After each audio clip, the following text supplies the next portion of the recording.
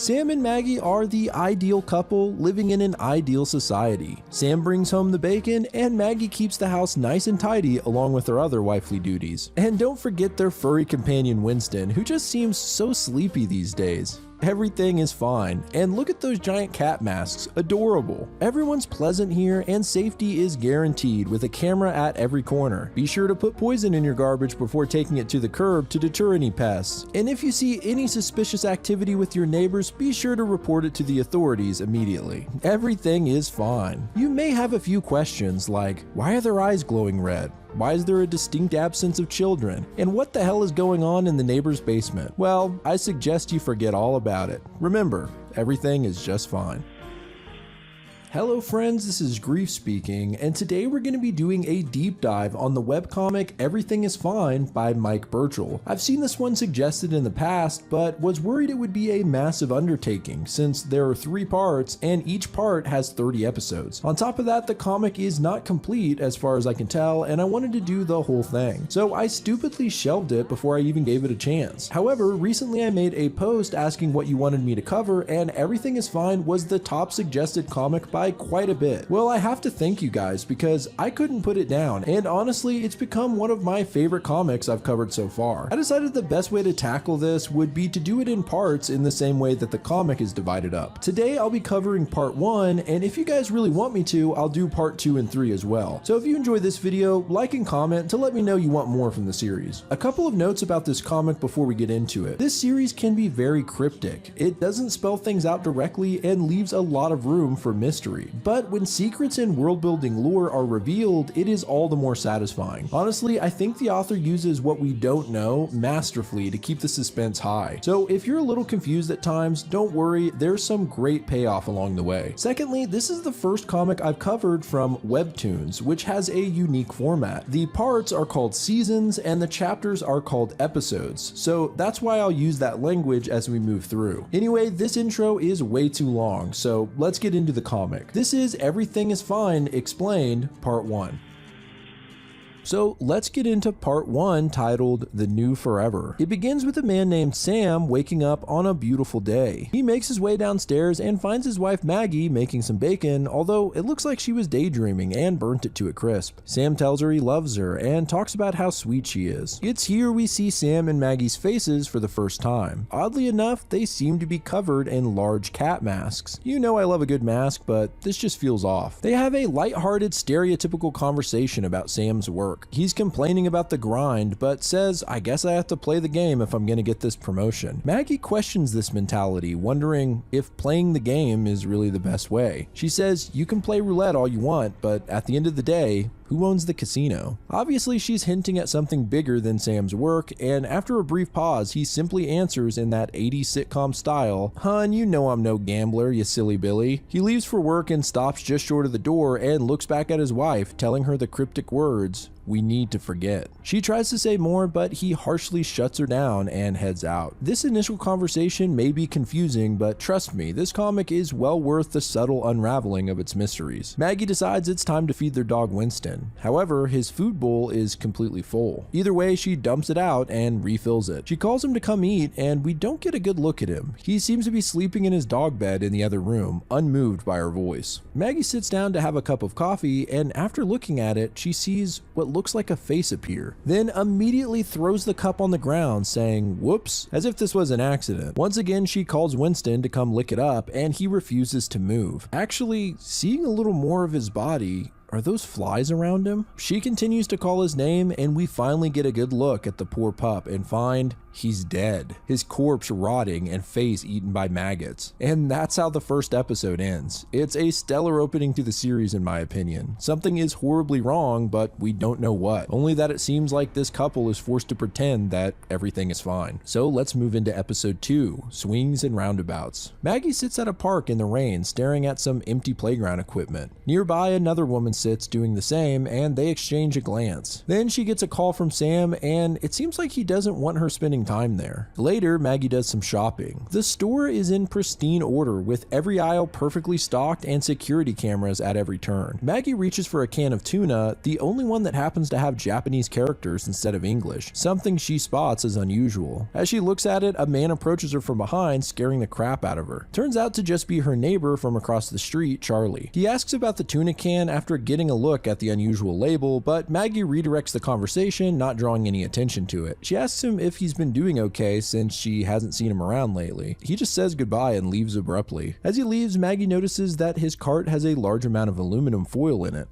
Weird. Back at home, Maggie unpacks the groceries when she's greeted by her next door neighbors, Linda and Bob. They engage in typical small talk that feels completely generic and void of anything real. Then Bob invites Maggie and Sam over for dinner tonight. Just then, Charlie pulls up and starts walking into his house. Bob shouts over to invite him to the party as well, and he's clearly uninterested. He says he can't, he's busy working on his model train set in the basement. And Bob asks, are your trains really as important as neighborly bonding, or is there something else you're doing in that basement? It sounds eerily like a threat, and Charlie hesitates to answer. Then his left eye glows red. Maggie, Linda, and Bob's eyes glow red as well, and shortly after, Charlie agrees to join them for dinner. Well, that was spooky. What the hell just happened there? The overly joyful conversation continues like the strange exchange never happened, and Maggie looks up at the nearby lampposts, each of which has several security cameras mounted on them. It looks like every square inch of this neighborhood is under surveillance. Episode 3, Mom Spaghetti, opens with Maggie cooking a red sauce on the stove. Like with her coffee, she sees a face in the sauce, which pops and splatters onto her cheek, looking a little like blood. Sam arrives home, snapping her out of a daze, and the two enter into a conversation fitting for a couple in a 1960s sitcom. Sam looks around for Winston and clearly stumbles upon his dead corpse. He enters the kitchen, however, only saying that Winston seems off and hasn't touched his food. He asks Maggie to take him to the vet tomorrow, and the two sit staring at each other for a few seconds before she finally agrees to do so. This comic really does earn its title. There's a dead dog rotting in the living room, but everything's fine, right? Before dinner, Maggie asks Sam to take the trash out, but before he does, he dumps rat poison in the bag. I guess they have a rodent problem. When he approaches the garbage can outside, he hears a rustling noise, and from behind the can, something peeks out and groans. The entity reveals itself to be another person asking for help. He's got a cat mask on as well, but it's all torn up with chunks missing, and we can see a human mouth underneath. The dirty man begs for food and asks if there are some scraps in the garbage that haven't been poisoned. Kinda seems like this is the reason Sam put poison inside in the first place. Sam just says nothing and drops the bag before going back in. Inside, he pretends the whole thing never happened and starts up another boring conversation about work. Then suddenly, the creepy man outside appears by the window. It actually works as an effective jump scare because of how this comic is formatted, which is hard to pull off in this medium. He starts talking through the window, saying that the trash smelled like poison and asks if he can have some of their spaghetti. He says he hasn't eaten in days and will probably die soon. Sam and Maggie just stare at each other silently. Then their eyes glow red. Sam says he believes Winston wants to go outside for a bit. He walks over to the dog's body and picks it up. He carries it outside and drops it on the sidewalk, saying, "I love you, boy." The man outside seems excited about a dog, and especially that it's not poisoned. He thanks Sam as he heads back inside. They sit at the table in silence as the sounds of their dog's body being eaten passes through the window. Needless to say, they don't finish their meal. Episode 4, Mise en Place. Bob is getting everything ready for his dinner party tonight. He sings a lighthearted song that seems somewhat ominous given this setting. The table is set and it all looks perfect. Next door, Maggie is holding Winston's collar at the foot of the bed. She's in her underwear and she has a tattoo on her thigh. Normally this wouldn't be worth noting, but it stands out since so far, everyone has looked like they're right out of an Old Navy catalog. It's striking to see someone's human body. Sam walks into the room dressed up for dinner and suggests that Maggie put the dress he left out that matches his blue tie. She points to it and to Sam's surprise, it's all cut up. She calls it old-fashioned and had her own dress in mind. Sam is at a loss for words at the sight of his wife in such a striking red dress, but eventually tries to talk her out of it, thinking it may be a bit over the top for dinner. Maggie is dead set, however, and has Sam zip her up. There's kind of a heated moment where Maggie says, "It's been a while, huh, Sam?" and he feels her back a bit, I guess suggesting that they haven't knocked boots in a while. However, it's hard to tell if this is of their own will or if this society that they're a part of doesn't allow it. Eventually, Sam says that the dress doesn't match his tie, and Maggie shoots him a cold-ass look, saying, then get a new tie before walking out of the room. Bob and Linda talk before the guests arrive, and Bob admires the sunset. He does mention that the smell is getting through though. Maybe it's nothing, but I think that's actually another little clue. I mean, what kind of smell is he talking about? Anyway, Linda asks if they are good to go through with the plan tonight, and he confirms. Across the street, Bob spots Charlie emptying several boxes of aluminum foil in his garbage. Okay, there's the aluminum foil again. Episode 5, had to be there. Sam and Maggie arrive at Bob and Linda's house for dinner, and as a joke, Sam says that traffic was brutal, even though they obviously just walked here. Bob doesn't get the joke, and they awkwardly walk inside. Then Bob comments on how stunning Maggie looks, and makes a bad joke about wife swapping. He then makes a passive-aggressive comment about how it gets chilly in their house, and that Maggie might want to cover up. It's clear that he's hinting at the fact that Maggie's cleavage is exposed. She bluntly declines despite Bob's insistence, and when Linda asks about Winston, she straight up says he was eaten. Yeah, it looks like Maggie is sick of the superficial nature of this society. In a panic, Sam tries to save face, but then Linda says she knows exactly what Maggie means. After an uncomfortable pause, she says, "Winston is just so cute you had to gobble him up," followed by a bunch of fake laughter. She asks if she can get them a beverage, and Maggie immediately says vodka, which just made me laugh, but Sam quickly chimes in and asks for 2 waters instead. Linda leaves the room along with Bob to help her, and Sam uses the opportunity to talk to Maggie. He says he understands that everything with Winston was tough, but they just need to keep going for her, and she agrees. Okay, so it seems that this whole Pleasantville charade is an act they're forced to put on for some reason, but who is the her they're talking about? Well, we'll get to that later. So the two couples sit and banter about their lives. Bob mentions going to a hardware store, but can't remember exactly which one. It's actually a bit of world building here, because it implies that there are multiple hardware stores in different sectors of the city that are all basically the same and are just called hardware stores. They also mention several other businesses with generic names as well, including what they call the art factory, which indicates that art is just manufactured and mass produced. Anyway, there's a knock at the door and Charlie has arrived. Bob ribs him about not dressing up, and they all sit down. Linda asks if anyone wants anything, and Sam replies, "Just water for me, I have to drive home after all," continuing his bad joke from earlier. Linda and Bob laugh like it's the funniest thing they've ever heard, to the point where it's kind of eerie, but Charlie and Maggie stay silent and exchange a glance.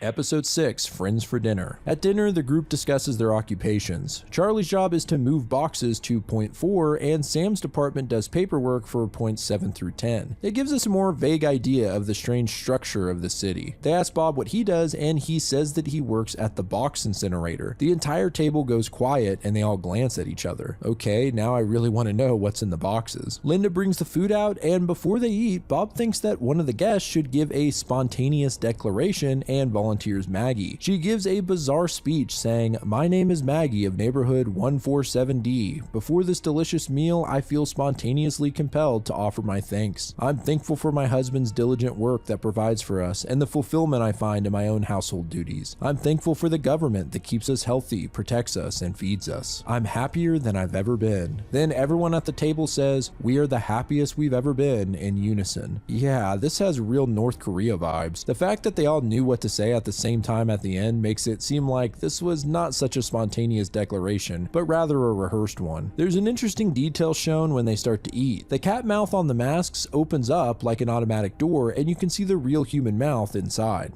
Pretty creepy. Linda then mentions a place called Lakeview, a little town up north that's supposed to be wonderful. It's right by a big lake surrounded by nature. Bob says they've been thinking of moving there. They talk about how only good folk get to go that are honest, friendly, and loyal. Bob says we all know how to show we're loyal, right? There's a tense moment, and he continues. He mentions Barbara, who lives down the street, and how he caught her digging through their trash can the other day. Linda says they don't have anything to hide, but if Barbara were to call the police and it's her word against theirs, they would appreciate their neighbors backing them up. And of course, Bob and Linda would do the same for them. With all of them looking out for each other, it's more likely they can all go to Lakeview eventually. Bob and Linda finish by eerily asking the other three if they would join them. Episode 7, Peep Show. Charlie and Maggie exchange a look at each other, and then Sam pipes up saying that he and Maggie think it's a swell idea and that they're stronger as a group. Charlie reluctantly agrees as well, and Maggie excuses herself to the bathroom. She looks in the mirror and is hit with a red image of the swing set at the park. As as well as the Winston scenario and the face she saw in the red sauce. In this image, the face begins to speak, saying, "We need to forget." And then she sees an eye pop up in the sauce, a human eye. After only seeing cat heads, the realistic eyeball is quite frightening. She snaps out of this vision with a knock on the bathroom door. It turns out it's Charlie, and he asks her a bizarre question. Do you like trains? Apparently she once mentioned to him that she used to help her father with his model trains when she was younger. He then asks her if she wants to see his train set, specifically his new model, a Flying Scotsman. Maggie says her and Sam would love to see it sometime. This seems to throw Charlie off, and he asks if he could talk to her in the bathroom for a moment. Once they're inside, he locks the door, and he asks if only she could come without Sam. He works nights, so she could come by in the day. She hesitates, but actually agrees. I'm not sure what's going on here, but it kind of seems like she's about to play with this dude's Flying Scotsman while her husband's at work, if you know what I mean. Behind them is a strange piece of art hanging on the wall with a small hole in it. On the other side, Linda is looking through, spying on them. Everyone heads out, and while saying goodbye, Bob mentions Lakeview again, hoping to see Sam and Maggie there. Linda ominously states that she thinks they'll all be there real soon. Episode 8, Echo Julia. The next day, Sam heads to work, and shortly after, Maggie heads over to Charlie's house. Inside, Charlie has no furniture, only a cardboard box with a TV on it and a foldable chair. It's pretty depressing, actually. Charlie quickly ushers Maggie toward the basement, but stops short of opening the door. He says that the basement, his trains,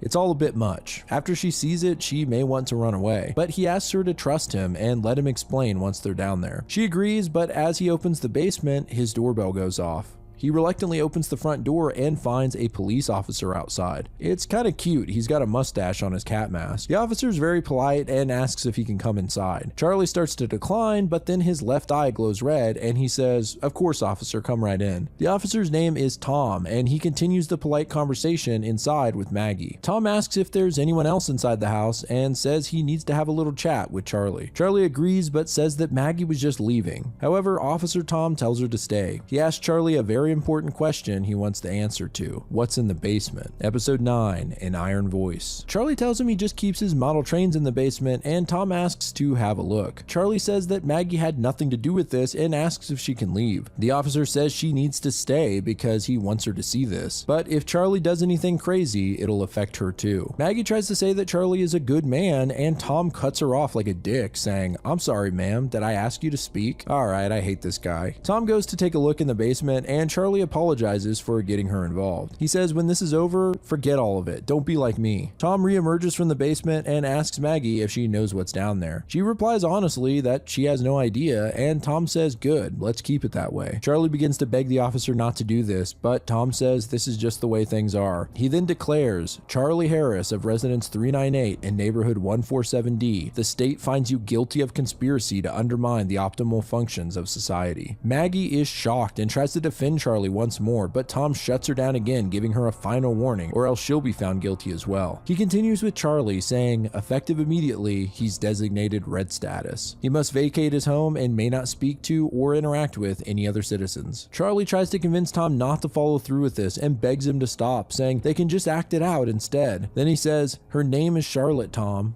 Whatever that means. Tom tells him there's just no going back. He pulls out his phone, which has a profile on Charlie with all of his information down to his weight and height. He hits a button to change Charlie's status to red, and immediately Charlie's eyes glow. He screams in terror as if experiencing something truly horrific, clawing into his face in the process. As he cowers on the ground, Officer Tom tells Maggie that now she can leave. Episode 10, Forget Me Not. Sam's alarm goes off and he wakes up bright and early to get ready for work. However, he'll be making his own breakfast since it looks like Maggie is sleeping in, and I guess this has been the case for the last 2 weeks. She eventually gets up and goes about her morning, bathing and brushing her teeth. She puts her toothbrush up and then suddenly sees a third red toothbrush in the holder. She tells herself to forget, and the brush vanishes. In the mirror, she sees a replay of Charlie begging Officer Tom not to do it. He once again says her name is Charlotte, but this fades away and Maggie tells herself to forget once again. She sees Winston's food bowl and another face in her coffee, but repeats the word forget, causing them to fade. fade. This continues throughout her day as she sees various images that shift back to normal, like the tuna can with the Japanese characters, and a painting in her house that had 3 flowers changing to show only 2. She continues to repeat the phrase as the pages turn red, and she laughs maniacally like she's losing her damn mind. Episode 11, Carrot and Stick. Outside, Maggie runs into Linda, who's packing some boxes into her car. Turns out her and Bob are moving to Lakeview after all. Maggie asks her how they got in, and Linda replies that she must just be lucky. Maggie doesn't let her off easy though, and asks if it had anything to do with Charlie. After a tense pause, Linda says she doesn't know anyone by that name. Maggie just pretends she misspoke and heads over to the park where she watches the empty playground once again, repeating the word forget. Officer Tom shows up and asks her how she's doing today, like nothing happened. Maggie is visibly trying to hold in her anger. After a few seconds of silence, Tom reminds her that an officer just asked her a question. Her eyes glow red and she finally responds saying, "I'm doing wonderful, Tom, how about you?" He sits down next to her and they have a pleasant and superficial conversation. Finally, he straight up asks her if she's heard from Charlie, and we see her dig her nails into the park bench. She tells him she has no idea who he's talking about, and Tom laughs it off like it was a mistake. He says, "I'll be seeing ya," and walks away. Yep, it looks like he's got his eye on Maggie now. Episode 12, Crocodile Teeth. Back at home, Maggie stares into her mirror and sees Charlie, who tells her to forget all of it. She spots the red toothbrush again and then sees Sam in the mirror saying, "We need to forget." She screams that she's trying, and when she looks at the toothbrush holder, it's now full of only the red brush. She looks over and sees Charlie on the bathroom floor ripping his own eyes out, saying, "Why, Maggie, why?" This vision spirals out of control as a giant Officer Tom grabs her like a doll, but she snaps back into reality by smashing the mirror and cutting up her hand pretty bad in the process. In tears, she grabs a shard of glass and holds it to her own neck. It seems like maybe she's giving up on life. Then for a brief moment, she sees what looks like a child brushing their teeth in the shattered glass, although we can't see their head. The kid, a little girl I think, is singing a cute song about brushing her crocodile teeth, and then presumably Maggie enters the bathroom and has a funny conversation with her. It's a funny family moment that confirms something you probably guessed by now. Sam and Maggie had a child, and likely many of the other adults around, but there have been no children in sight. When Sam told Maggie they have to keep going for her, they were likely talking about their daughter. Maggie looks over and sees Charlie once more, although he has no facial features, only the blank cat mask. It's clear he's in her head. Maggie tells him she doesn't want to forget anymore, and Charlie tells her it's time then, isn't it? She asks time for what, but he implies she already knows. He leads her outside and over to his house, which is covered in police tape. Inside, he tells her that once she goes down into the basement, there's no going back. Episode 13, Science 101. Maggie asks Charlie what's down there, and he tells her that she already suspects it, but that this will only confirm her beliefs. So she enters the dark basement and flips on the light. We finally get a look at whatever it was that Charlie was hiding down here. It turns out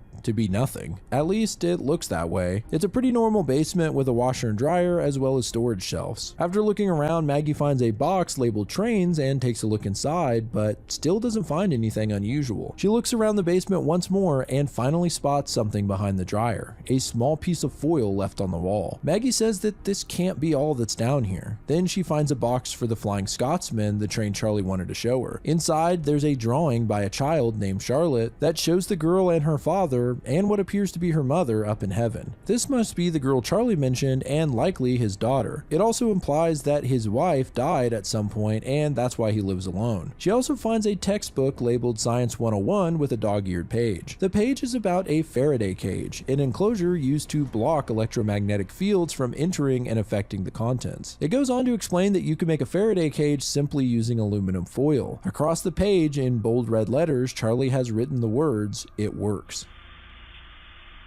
Episode 14, Supply Chain. Later, Maggie is shopping at the store looking for some foil. It seems that the shelf it should be on is completely empty. She asks an employee if they have any more in the back, and the guy acts really weird about it, flatly telling her that they don't, and he refuses to even look. She walks back to her car and is greeted by a stranger in the parking lot who introduces herself as Judy. She notices Maggie was looking for foil and assumes it was for a turkey. Maggie goes along with this, and it becomes clear that Judy knows this isn't for a turkey turkey, and using cryptic language, she inquires how much foil Maggie really needs and eventually tells her she can have some of hers. Judy opens her trunk to reveal a ton of aluminum foil. She says Maggie can have all of it for free, and maybe down the line she could do Judy a favor. They transfer the foil to Maggie's car, and Judy tells her to be careful roasting her turkey. It needs to be completely sealed and may need doubling up. She also tells her that cooking the bird is only part of the job.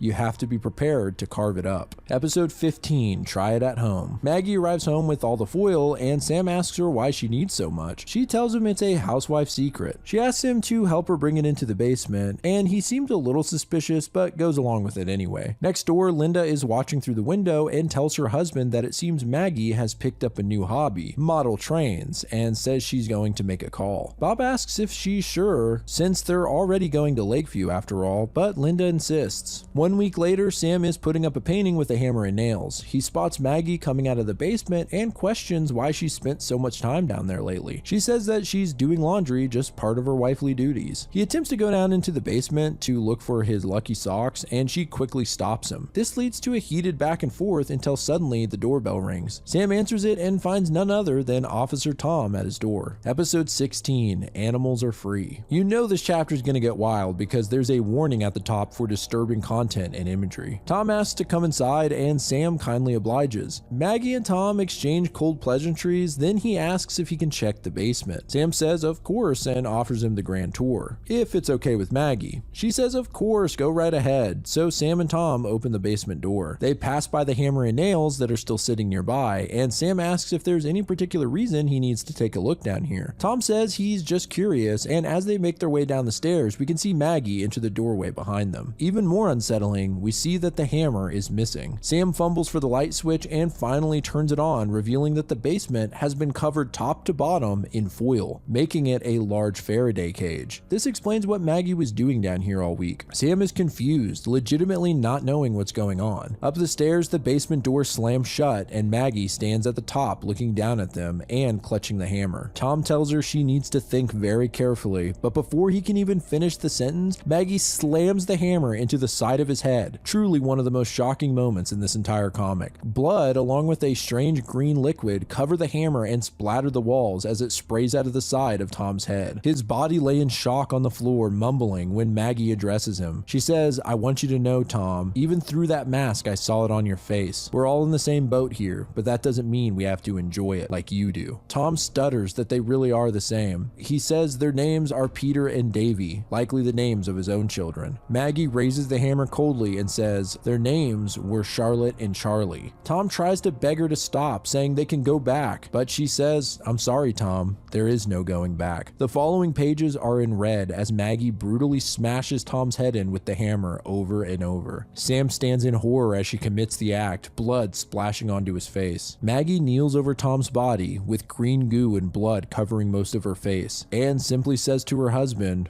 "We need to talk." On the ground, we see Tom's mutilated head, his brains exposed. My God, what a chapter. Episode 17, Since Last Accident. Sam is in a complete daze, seeing his wife clean the blood off of herself in a blur. She reaches into Tom's pocket and pulls out his phone. It's locked by fingerprint, but no problem. She pulls Tom's lifeless thumb onto the screen to unlock it. Sam is still watching in shock while Maggie opens an app and shows a map of the neighborhood and little colored cat heads tracking everyone's whereabouts. She clicks on Sam's icon and gets a detailed readout on him. At the bottom it says last ping 3 minutes ago, next ping 7 minutes. Seeing this puts Maggie in a panic. She looks up at Sam and tells him that it's okay to talk, that's what the foil's for. He stays silent and she tries to help clean him off until he finally tells her not to touch him and smacks her hand away. He asks her if she has any idea what she's done and that now they've lost everything. She tries to assure him that it's okay. She'll explain everything, but first she needs his help. They're being tracked and in 6 minutes the GPS will update, and if they're still down here when it does, they'll know something's wrong. Charlie is barely listening and still in a full-blown panic, calling her crazy. She asks him if he's still in there, if he still loves her. After a long pause, he says,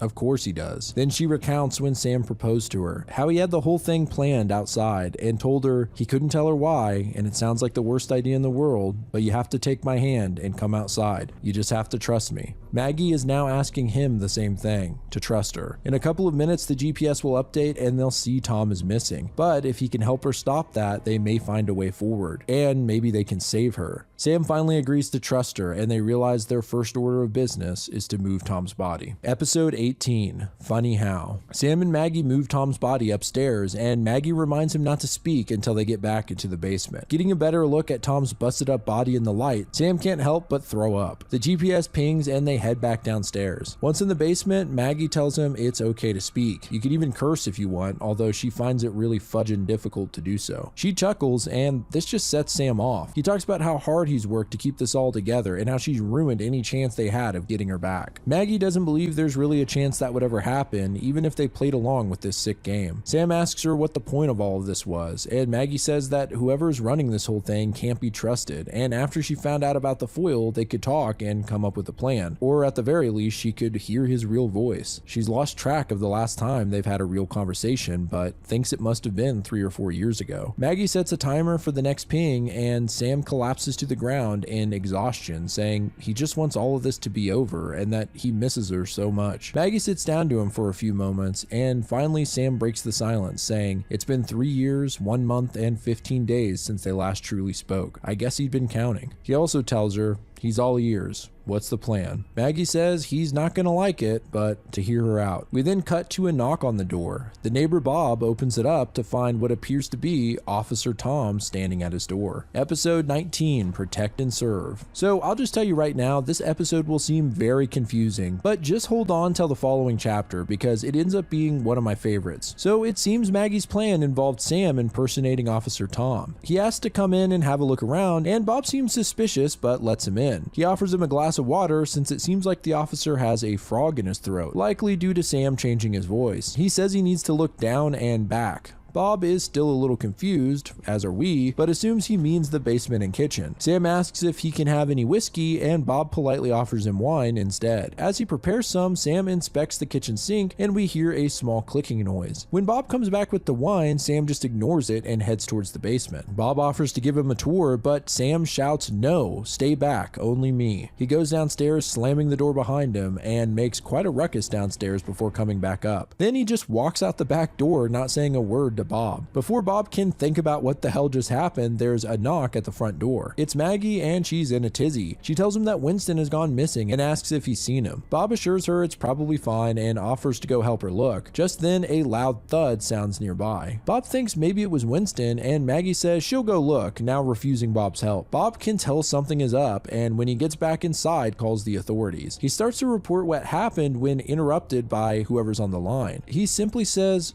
"Oh, I see," as his eye glows red and he hangs up the phone. Like I said, this is a very confusing chapter, but it pays off in the next segment. Episode 20, Working the Angles. Across the street, Maggie rushes into the basement where she finds Sam. He apologizes for making the loud noise when he jumped the fence. Either way, it seems like they pulled it off. It then cuts back to before the last episode. Maggie is convincing Sam to go through with her plan, saying that Bob and Linda were never really their friends and that they tried to do the same to them. She runs through the plan one more time, and it sheds light on what was going on in episode 19. Linda's out shopping, so Bob will greet Sam at the door and will have to let him in even if he's suspicious. Then Sam will unlock the kitchen window when Bob's not looking, which explains the clicking noise. Next, they have the GPS from Tom's head and his phone. It's actually some interesting lore here showing how they're tracked, implants. Sam gets into Bob's basement and smashes Tom's phone and then hides the tracker and hammer somewhere. Then he leaves through the back door to avoid the street cameras. Bob will be watching, but Maggie will distract him, giving Sam a moment to hop the fence and get back home. Using Tom's mustache and uniform works well enough, but what about Sam's voice? Even if he doesn't fool Bob, he needs to at least fool the microphones. Maggie shows Sam what she found on Tom's phone, a video of Tom presumably playing with his 2 kids, something Maggie implies even he shouldn't have kept. In the recording, Tom is playing cops and robbers with his boys. Maggie can cut the video up into clips and cue them up to play when needed. This explains why Sam was barely speaking to Bob, and when he did, he used slightly bizarre bizarre language. Finally, Maggie used Tom's phone to reply to his supervisor. She sends a text about how the reports from 395, Bob and Linda's house, were false again, and to give them a red-eye ban if they call again because of the bad intel. Surprisingly, they go along with it, and this explains why Bob was cut off when calling to report Maggie again. It also opens up some interesting questions about the whole red eye thing. It's still unclear to me what is happening when one of those eyes goes red, but we'll learn more about that later. Back in the present, Sam asks Maggie if she's okay, and she breaks down about what they've done, calling herself a monster. Sam takes her hands and says that she's not a monster, she's a mom.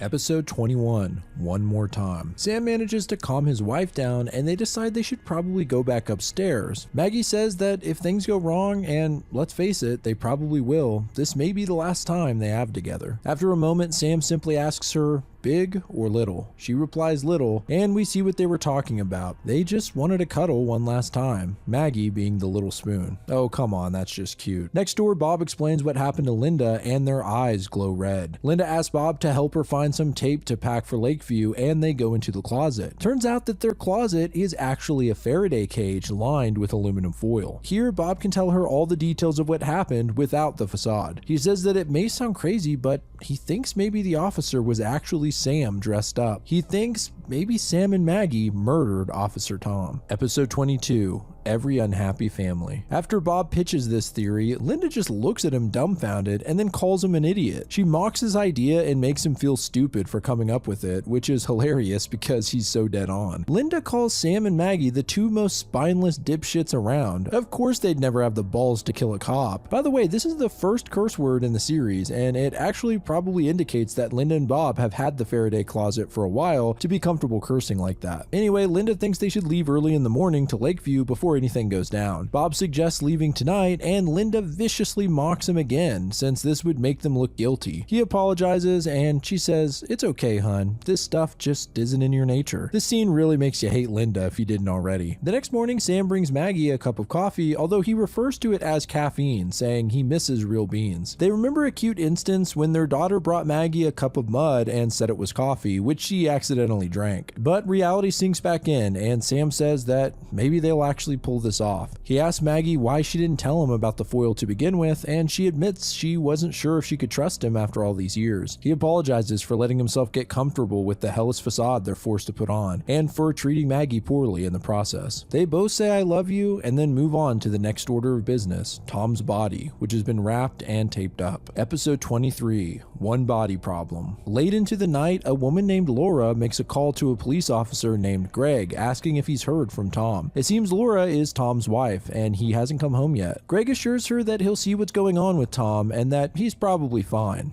Unaware, of course, that Tom is dead in a basement with his head bashed in. When the time is right, Sam and Maggie carry Tom's body over the fence into Bob and Linda's yard. With the kitchen window unlocked, thanks to Sam, they can sneak inside with the body. They head for the basement where they unwrap Tom's body, and we get another disgusting look at Tom's exposed brains and whatever that green goo is. Sam grabs the broken phone, tracker, and hammer and lays them by the body. Then the couple begin to sneak back out of the neighbor's house. Once they get upstairs, however, the hall light comes on, and it seems Linda is up and walking about. Episode 24, Desperate Times. Linda looks into the kitchen and spots the open window. Meanwhile, Maggie runs back downstairs for some reason. After a few moments, there's a jarring sound as the living room window is smashed. Linda runs over to inspect it, and this gives Sam and Maggie the chance to escape out of the kitchen window. Linda barely gets to the window when she hears even more noise outside, the couple climbing over the fence and being loud about it. But they manage to make it inside before Linda gets a look at them. Inside, Sam and Maggie are completely out of breath,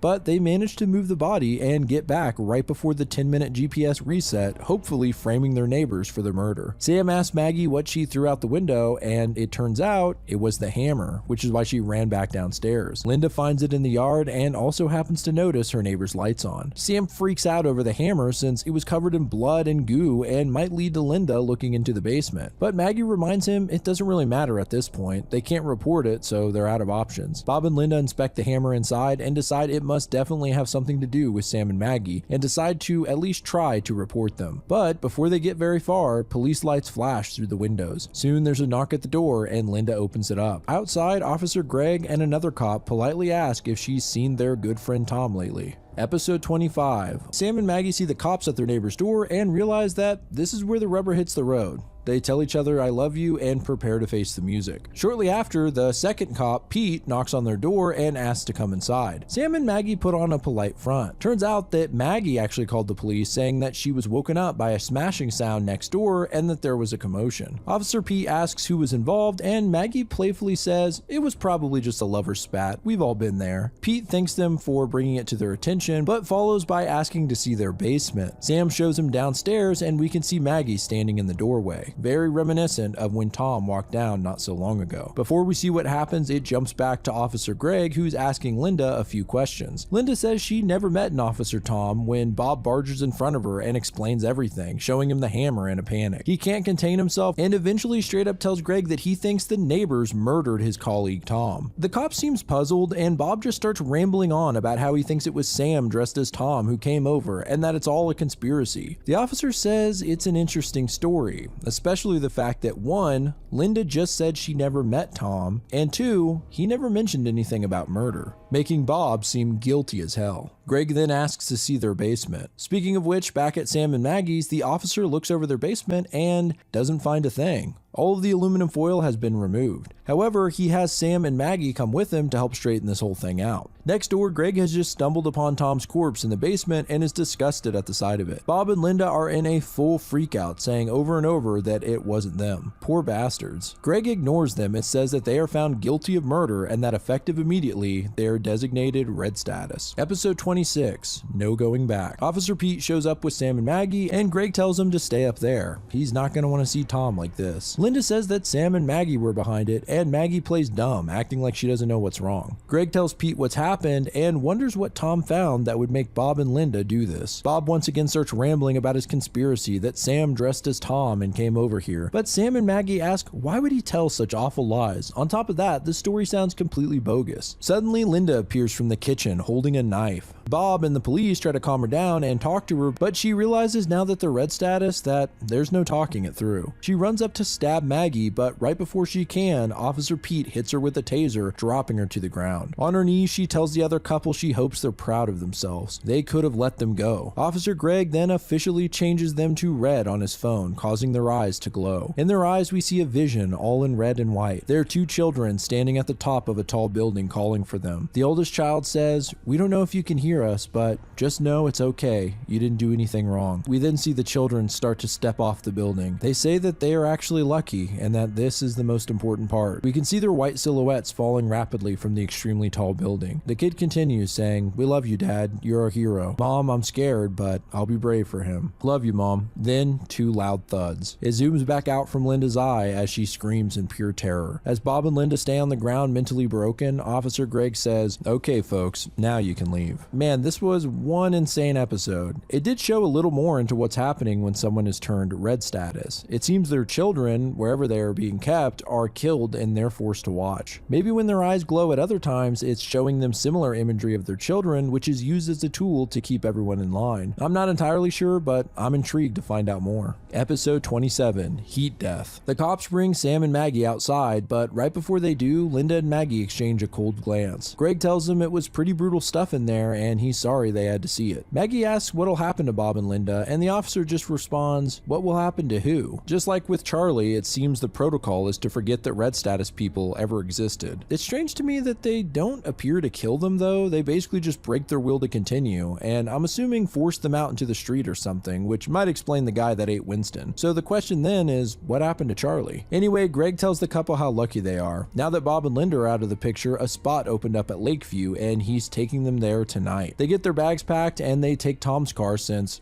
well, he won't be needing it. Sam and Maggie sit quietly in the back of the car until Greg asks them if they know what's going to happen here. They look puzzled and he says soon they can see for themselves. They're just about to pass another neighborhood in a minute. The one before theirs on the schedule, whatever that means. Greg pulls down the visor and notices a picture Tom had of him and his wife. Looking at the picture, it's clear that Sam and Maggie feel uneasy. Greg tells them to look up ahead on their left and an orange glow begins to cover the car. Outside, we see several houses being burned to the ground. We get a top-down zoom out of the neighborhood and see that it's actually several blocks in flames. Even more zoom out shows that thousands upon thousands of houses have already been burned down. What the actual hell is happening?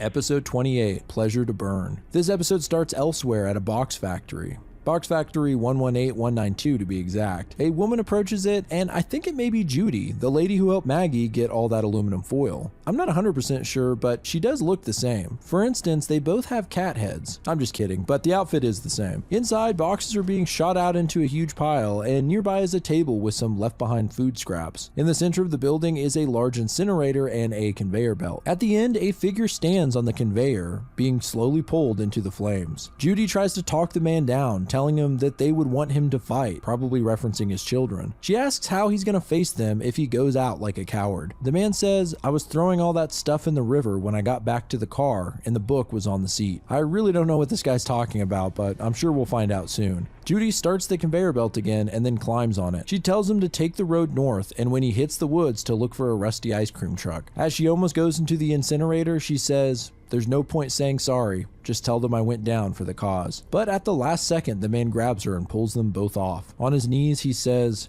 "Okay, I'll help." Judy thanks him and says, "Welcome to the rebellion, Charlie." That's right, the man is Charlie. His face is still torn up where he clawed at it, and even weirder, you can see his exposed brains through the mask, which really gives me some questions about the anatomy here. I mean, what the hell is happening in those cat heads? This whole segment is pretty cryptic, but I think it'll make more sense down the line. The part about the book is confusing, but I do wonder if he's talking about the Science 101 book that he left for Maggie to find. Maybe he was forced to throw his wife and daughter's things into the river, and the book was left behind by accident, leading him to learning about the Faraday cage. Anyway, let's get back to Sam and Maggie in the final episode of season 1. Episode 29, All Good Things. This episode starts off kind of funny. Because of the nature of webtoons, you can basically have endless panels that keep scrolling down, which leads to some interesting formatting that you couldn't normally get away with. For instance, when Bob and Linda go red, that whole sequence was one long panel. Well, the author takes advantage of this to basically do a movie-like title scroll on this final episode. Reminds me of the opening of The Shining, where we see the car driving down that winding road. But here, it just keeps going to the point of being kind of comical. Finally, Officer Greg says you folks are in for a real treat, and that Lakeview is something else. As he speaks, we see a squirrel on the side of the road nibbling on something, and on a closer look, it appears to be a human finger. Pretty disturbing stuff. The town comes into view, and as promised, it's beautiful. It's right in the middle of nature, surrounded by a massive lake. Greg parks in a communal parking lot just outside of town, saying that they don't do cars here. As he gets out of the car, he puts on a little badge with a smiley face. A man approaches them named Julian. He has a pink cat head with a butterfly on it. This is the first time we've seen a design on any of them. Anyway, he asks how Greg is holding up after the Tom situation. I might note that Julian has a badge as well that has 2 smiley faces on it. Interesting. Julian says everyone's shook up about Tom, but we're all born of stars and we all return one day. So you kind of get Julian's vibe just with that. He greets Sam and Maggie with optimism and compliments Maggie's outfit. Just then, the mayor shows up. Her cat mask has a heart around one eye, making her instantly recognizable from the photo in Tom's car. Yep, the mayor of Lakeview is Tom's wife. She comes in with the typical fake happiness we've gotten used to. Greg tries to pull her aside, presumably to talk about her dead husband, but she refuses, saying there's no time. After all, she needs to greet the fresh new faces of Lakeview. Sam says he's sorry for her loss, but she shrugs it off, saying that's enough of that sorry business. It's too nice a day. Damn, talk about moving on. Your husband's brains are leaking onto a basement floor, lady. She then adds, besides, it's not like you murdered my husband, right? I gotta say, that line is just straight up scary given the circumstances. Maggie says sorry all the same, and the mayor snaps a little bit, saying that's enough. She calms herself down a little and says there's a bright day ahead of them. The sun is shining, the birds are singing, and today, like every day, everything is fine. Here's where I would typically do a little section talking about theories and what's going on, but as I said, this is only season 1, so many of the questions we have will be answered in the following seasons. We can, however, recap what we know for sure from part 1. The cat masks seem to be forced on surgically. No one even tries to remove them, even people who are red status. And judging by Tom and Charlie's exposed brains, it seems like the full anatomical structure is changed. Now we know that the red eyes are actually a way to control the citizens by showing them glimpses of their captured children, and when they're found guilty of a crime, the kids are killed off. It's unclear exactly how long this dystopia has been in place, but the conversation between Sam and Maggie implies that it started 3 or 4 years ago. There's still so many big questions, mainly who's in charge of this strange Orwellian society and what's their end goal. All I know is I'm excited to find out. As I said, if you guys like this video and want to see more of Everything is Fine, let me know in the comments. Shout out to Kill Me Katie as always for the intro and outro music, which is likely playing right now. And thanks to everyone who checked out the Limerence Kickstarter and trailer. If you missed me talking about it, it's a very cool semi-animated album film that these guys are making, and I really want to see it complete, so go check out the trailer, I'll link it below. If you want to see your art at the end of my videos, email me with a social media handle or name at the address below. Finally, big thank you to my patrons for supporting the channel. If you want your name displayed at the end of every video like these fine people, consider joining my Patreon. But I appreciate you guys watching at all. This is Grief speaking. Goodbye, friends.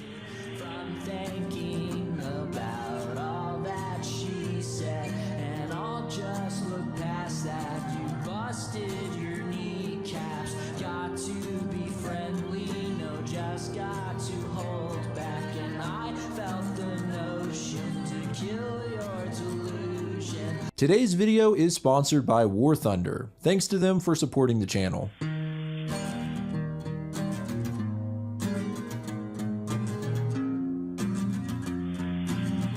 Hello friends, this is Grief speaking. So last week we dove into the world of Something is Killing the Children. I know I left you guys on a bit of a cliffhanger, but we're gonna wrap up the Archer's Peak arc today. In this second half, we'll get more action, more dead children, and also a better understanding of the House of Slaughter and how they operate. The world building is fascinating in this series. It kind of reminds me of John Wick for some reason, how there's this underground organization hiding in plain sight. Before we dive in, I want to mention that I recently launched channel memberships. So far, we've done 2 Guillermo del Toro films in the movie club, Frankenstein and Pan's Labyrinth, so that's been a lot of fun. Also, for Stage 2 members, there are stickers and holiday cards with handwritten notes shipping out soon, so sign up to get them before Christmas. Anyway, we have a lot to get through, so let's get into the video. This is Something is Killing the Children Explained, Part 2. So let's get into it with issue number 9. This one starts off with 2 teenage boys looking for their younger brother after they intentionally ditched him in the woods. One of the brothers looks down and sees what looks like blood on the ground when suddenly Tommy Mahoney jumps out in front of them and yells at them to run. Before they even have a chance to process what's happening, one brother is suddenly stabbed through the chest by one of the 5 monsters which have now surrounded them. The remaining kid looks at his dead brother in horror with tears filling his eyes, and Tommy just says he's so sorry, feeling like he's responsible for leading the monsters here. Back at the hospital, Erica shows up in James' room. He seems pretty upset with her, saying he thinks when this is all over, she's just gonna leave and he'll never see her again. She admits that this is exactly what'll happen. James adds that she's also probably not here to check on him, but instead because she needs something horrible from him. She bluntly tells him that she needs him to act as bait to lure monsters into a trap so she can kill them. Yeah, so it's actually worse than James thought, and at this point he can't help but laugh. He can't maintain his laughter for long though because of how much it hurts with his gunshot wound. James admits that when Erica showed up, he thought it was going to be like some kind of superhero movie where he tagged along on an adventure to get revenge on the monster that killed his friends and that nobody else would die. Now he thinks Erica is just as scared as everyone else and has no idea what she's doing. She says she kind of knows what she's doing, which is actually worse because she knows how bad it could all get. James asks why she's even here at all, and she says because once upon a time there was a little girl in a small town just like this, and she watched something nobody else could see rip open her best friend and eat them. Here we actually get a flashback to Erica as a little girl clutching her stuffed octopus. She was attacked by a monster and it became so powerful that it managed to kill her parents, but she felt she had to do something. Somehow, little Erica hurt the monster with nothing but a kitchen knife. Soon after, a woman in a bandana showed up and helped Erica capture the monster and cage it in her favorite stuffed animal. Then the woman offered to train her at the House of Slaughter to be a monster hunter in the Order of St. George. Erica thought she was going to be a part of something good, but she learned how many monsters there really are out there and how many children die every day. She soon realized that the House of Slaughter does more to keep those deaths quiet and covered up than to stop them from happening. She tells James that she's not going to take him under her wing and train him or anything because this life is horrible. But when they first met, he did ask if he could do something to help, and this is it. She's not a superhero, she's just a tired, sad lady who knows how to kill these things. Eric is interrupted when Tommy's friend Tam comes to the room out of breath and tells her about the phone call with Tommy, that those monsters are in the forest behind the school and may have found some more victims. Back at the school, the sheriff arrives to see how things are going with the parents. Tim talks about how horrible it is to watch them break down at the sight of their dead kids, and he pulls out a couple of beers, offering one to Joe. It's so funny how this guy just keeps pulling out beers. Suddenly, a cop comes in and warns them that they're screaming coming from the woods. We check back in with Tommy and the young teen still surrounded by the monsters. The kid's in tears, screaming when one of the creatures moves in on them. Tommy picks up a rock and smashes it in the face. The kid takes the opportunity to run despite Tommy's warnings, and sure enough, he's impaled by a beast as well. Tommy throws a rock at the monster and it lets go of the boy's lifeless body. Tommy just holds it, sobbing. He tells the monsters to kill him too. At this point, he can't take it anymore, watching all of these innocent people die and feeling helpless to stop it. However, the monsters retreat and a voice speaks out behind him. Sheriff Joe has arrived and his gun is drawn and pointed at Tommy. Honestly, he looks pretty guilty, kneeling on the ground beside two bloody corpses.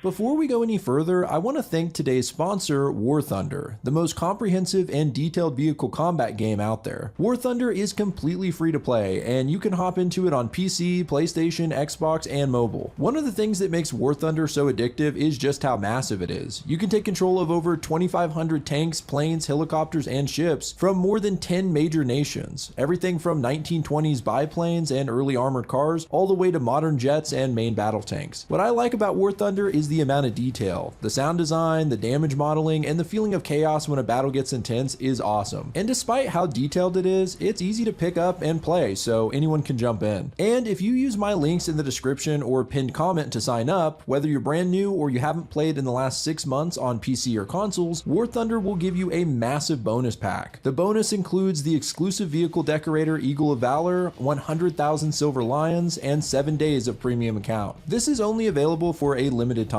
so don't wait on it. If you want to jump into huge PvP battles with millions of players and try out some incredibly detailed war machines, use my link, sign up for free, and claim your bonus pack. It's a great way to support the channel and have fun at the same time. Thanks again to War Thunder for sponsoring this video. Now back to the story.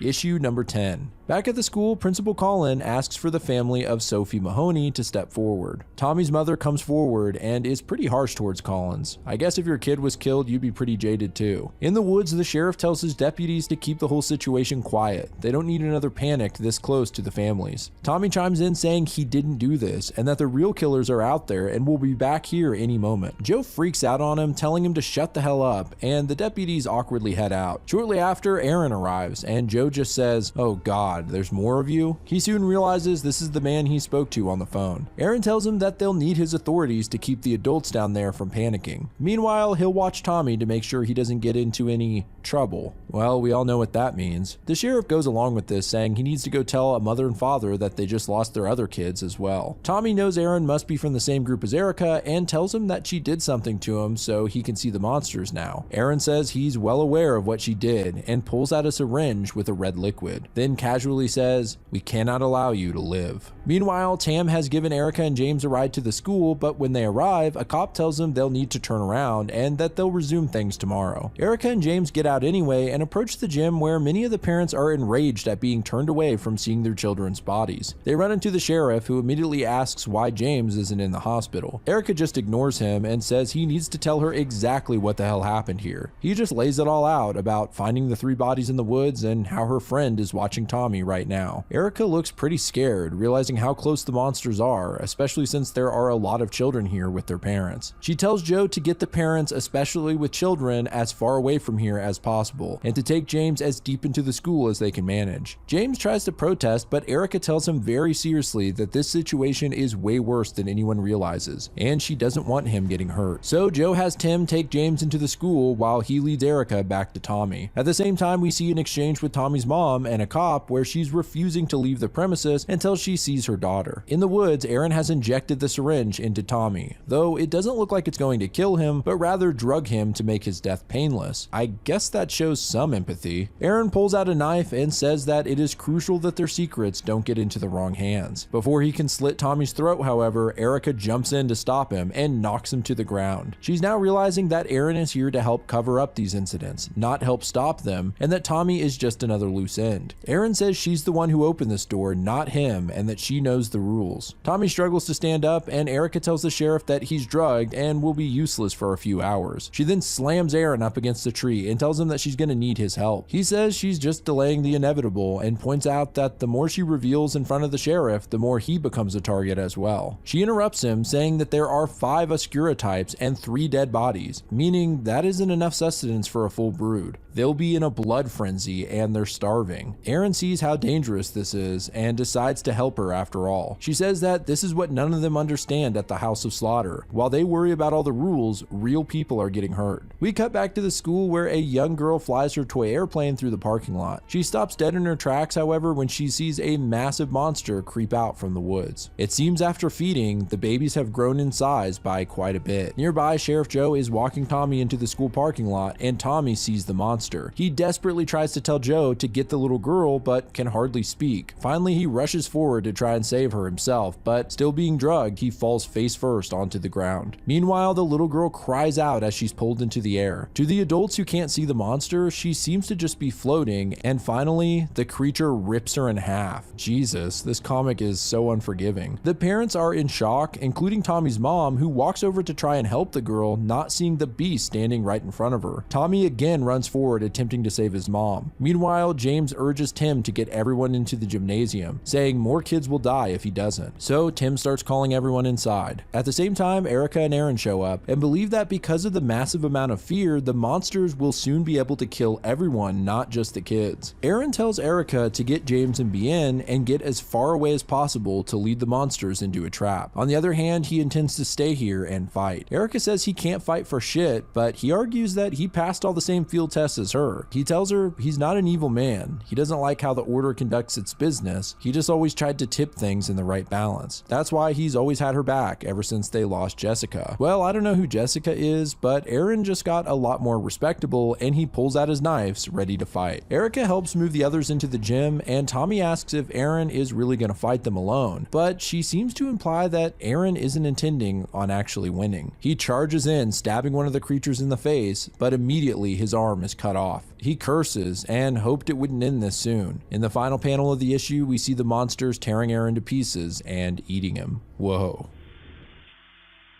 Issue 11 kicks off with a flashback of James shortly after watching all of his friends die. As he watches his last friend get ripped apart and eaten, his father comes running into the woods, clearly unaware of the giant monster right next to him. He holds his son and asks what happened here, and as the creature creeps back into the forest, James says that he did it, realizing that no one would believe the truth. In the present, the monsters finish feasting on Aaron and the fresh corpse of the little girl. In the gym, the survivors sit silently as they listen to the horrible noises outside. Erica comes in and grabs James, telling the sheriff to keep everyone inside until Tommy tells them it's safe. The sheriff is annoyed and confused. Why are they leaving their lives in the hand of Tommy, who's still drugged? He doesn't realize that Tommy's the only poor bastard that can see what's killing them. Erica ignores him and instructs Tommy to check outside every 5 minutes to see if the monsters are still there. Sheriff Joe asks what he's supposed to tell all these people, and Erica says that they just saw a little girl get ripped apart in midair. Tell them that they'll be next if they don't listen. Then her and James head to the other side of the building to sneak out of a window. At the House of Slaughter, we see the woman in the white bandana that we saw before. Her name is Cecilia, and she has a meeting with the old dragon, aka the man with the metal dragon mask. He asks what's bothering her, and she reveals that Aaron Slaughter is dead. Apparently, a video of him being eaten alive by an unseen Oscura type was posted on social media,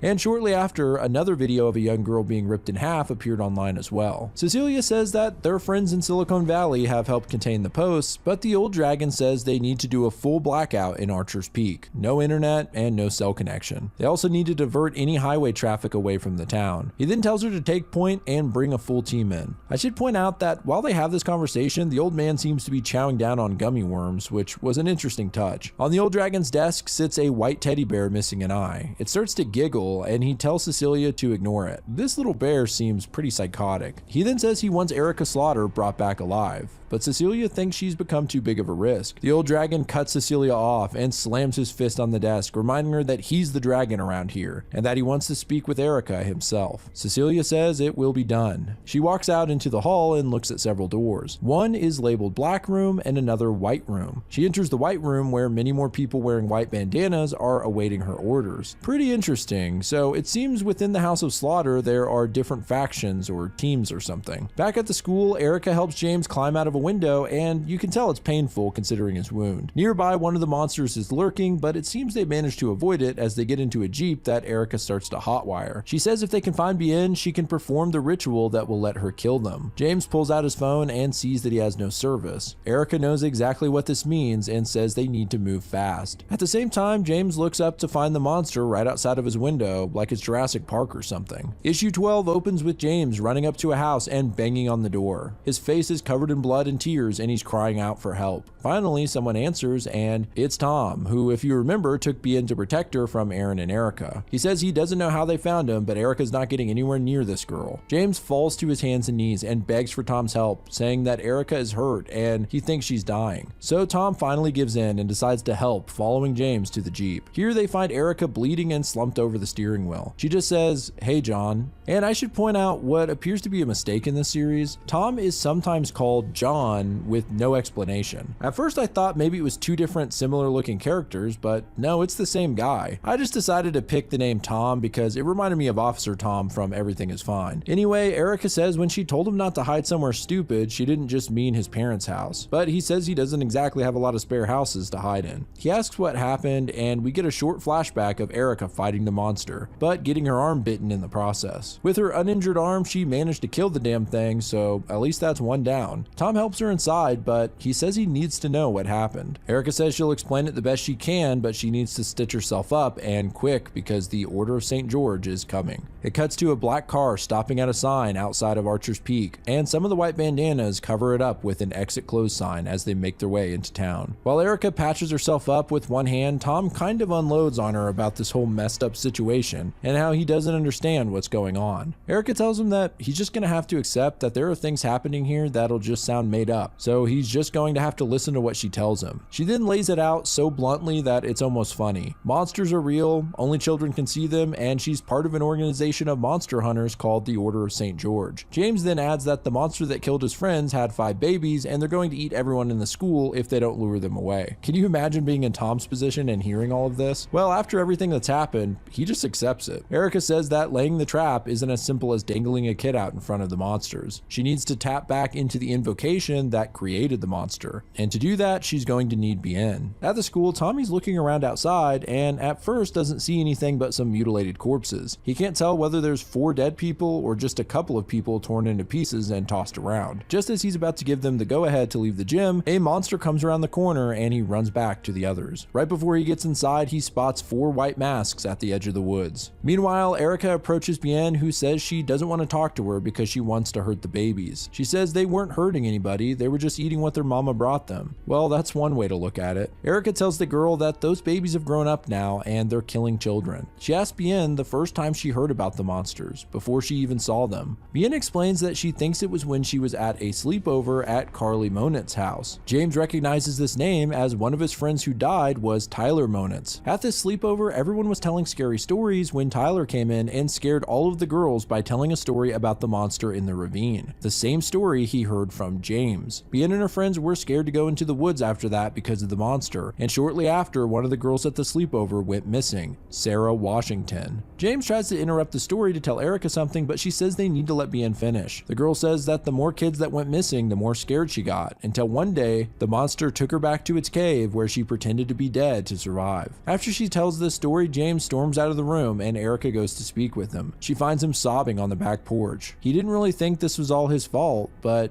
now he realizes it is. He was the one who told the scary story to begin with, which birthed the monster, feasting on all these kids' fears. Apparently, this is the reason the monster left him alive that night in the ravine. Erica starts to explain that there are a lot of reasons why a monster is created, and it's not all his fault. But she's interrupted by someone who says that a member of the House of Slaughter would never reveal such secrets, would they? It's Cecilia, and as soon as Erica sees her, she tells James to get Bien and run. However, out of the house comes Tom, being escorted by 2 more people in the white masks. In a jarring moment, Cecilia doesn't hesitate to pull out a knife and slash Tom's throat open. That is a hell of a way to end this issue.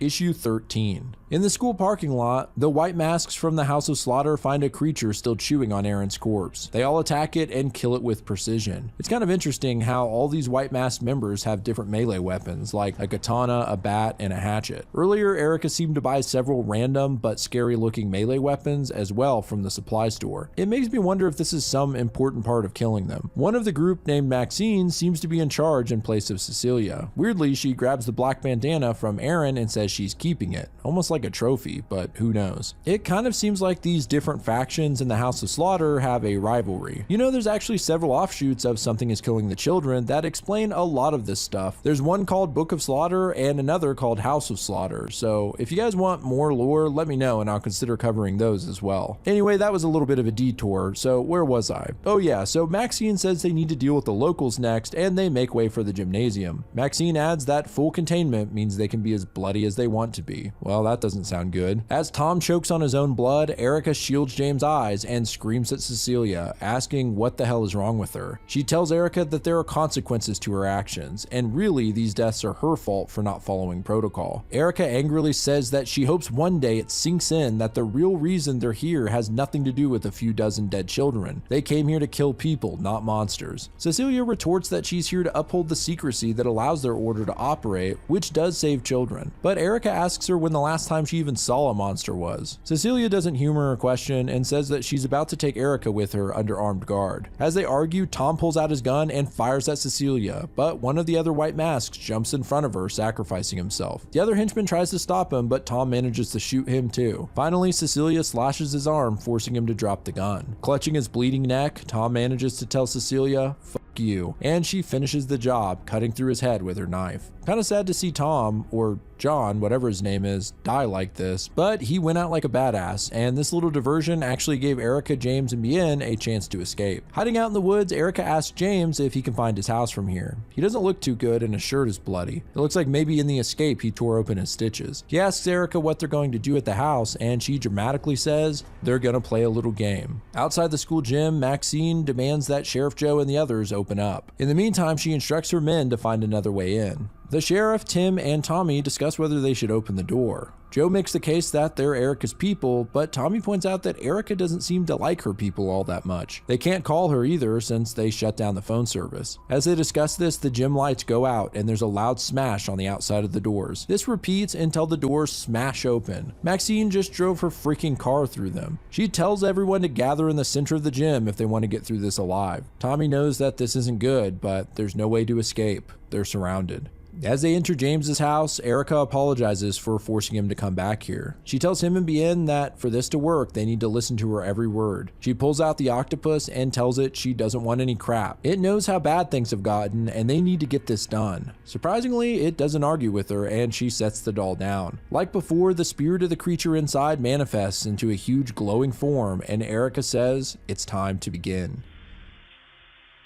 Issue 14. Bien is freaked out at the sight of Erica's monster and says she doesn't like it. Erica says she doesn't like it either and explains that the House of Slaughter taught her to tame it and afterwards it changed shape. She says that some of the other kids in the order made their monsters look pretty, but Erica didn't want to forget what it was and what it did to her, so she kept it ugly. Bien asks if the monster is still dangerous and it replies yes with a devilish grin. Erica clarifies that it's only dangerous to her. She instructs the two kids to lay down and close their eyes. She tells them to imagine they're lying in a big white empty space, not too cold, not too warm, but completely comfortable, breathing darkness in and the whiteness out. She tells Bien to keep breathing and asks James to think back to when he first told his friends the story and to remember that moment exactly. Erica's monster and her start to see an echo of the story playing like a movie in the room, with James getting up from the computer and looking out the back window. She tells him to take the image from a story and hold it in his mind. As he does, Erica can see an echo of the creature staring in through the window. Bien starts crying, worried that the monster will come again, and Erica assures her she'll keep her safe. She then asks Bien to picture the monster from the story she heard in her head, and asks her what it looked like. Bien opens her eyes and says, "It looked like that." The octopus spirit then projects an image of the creature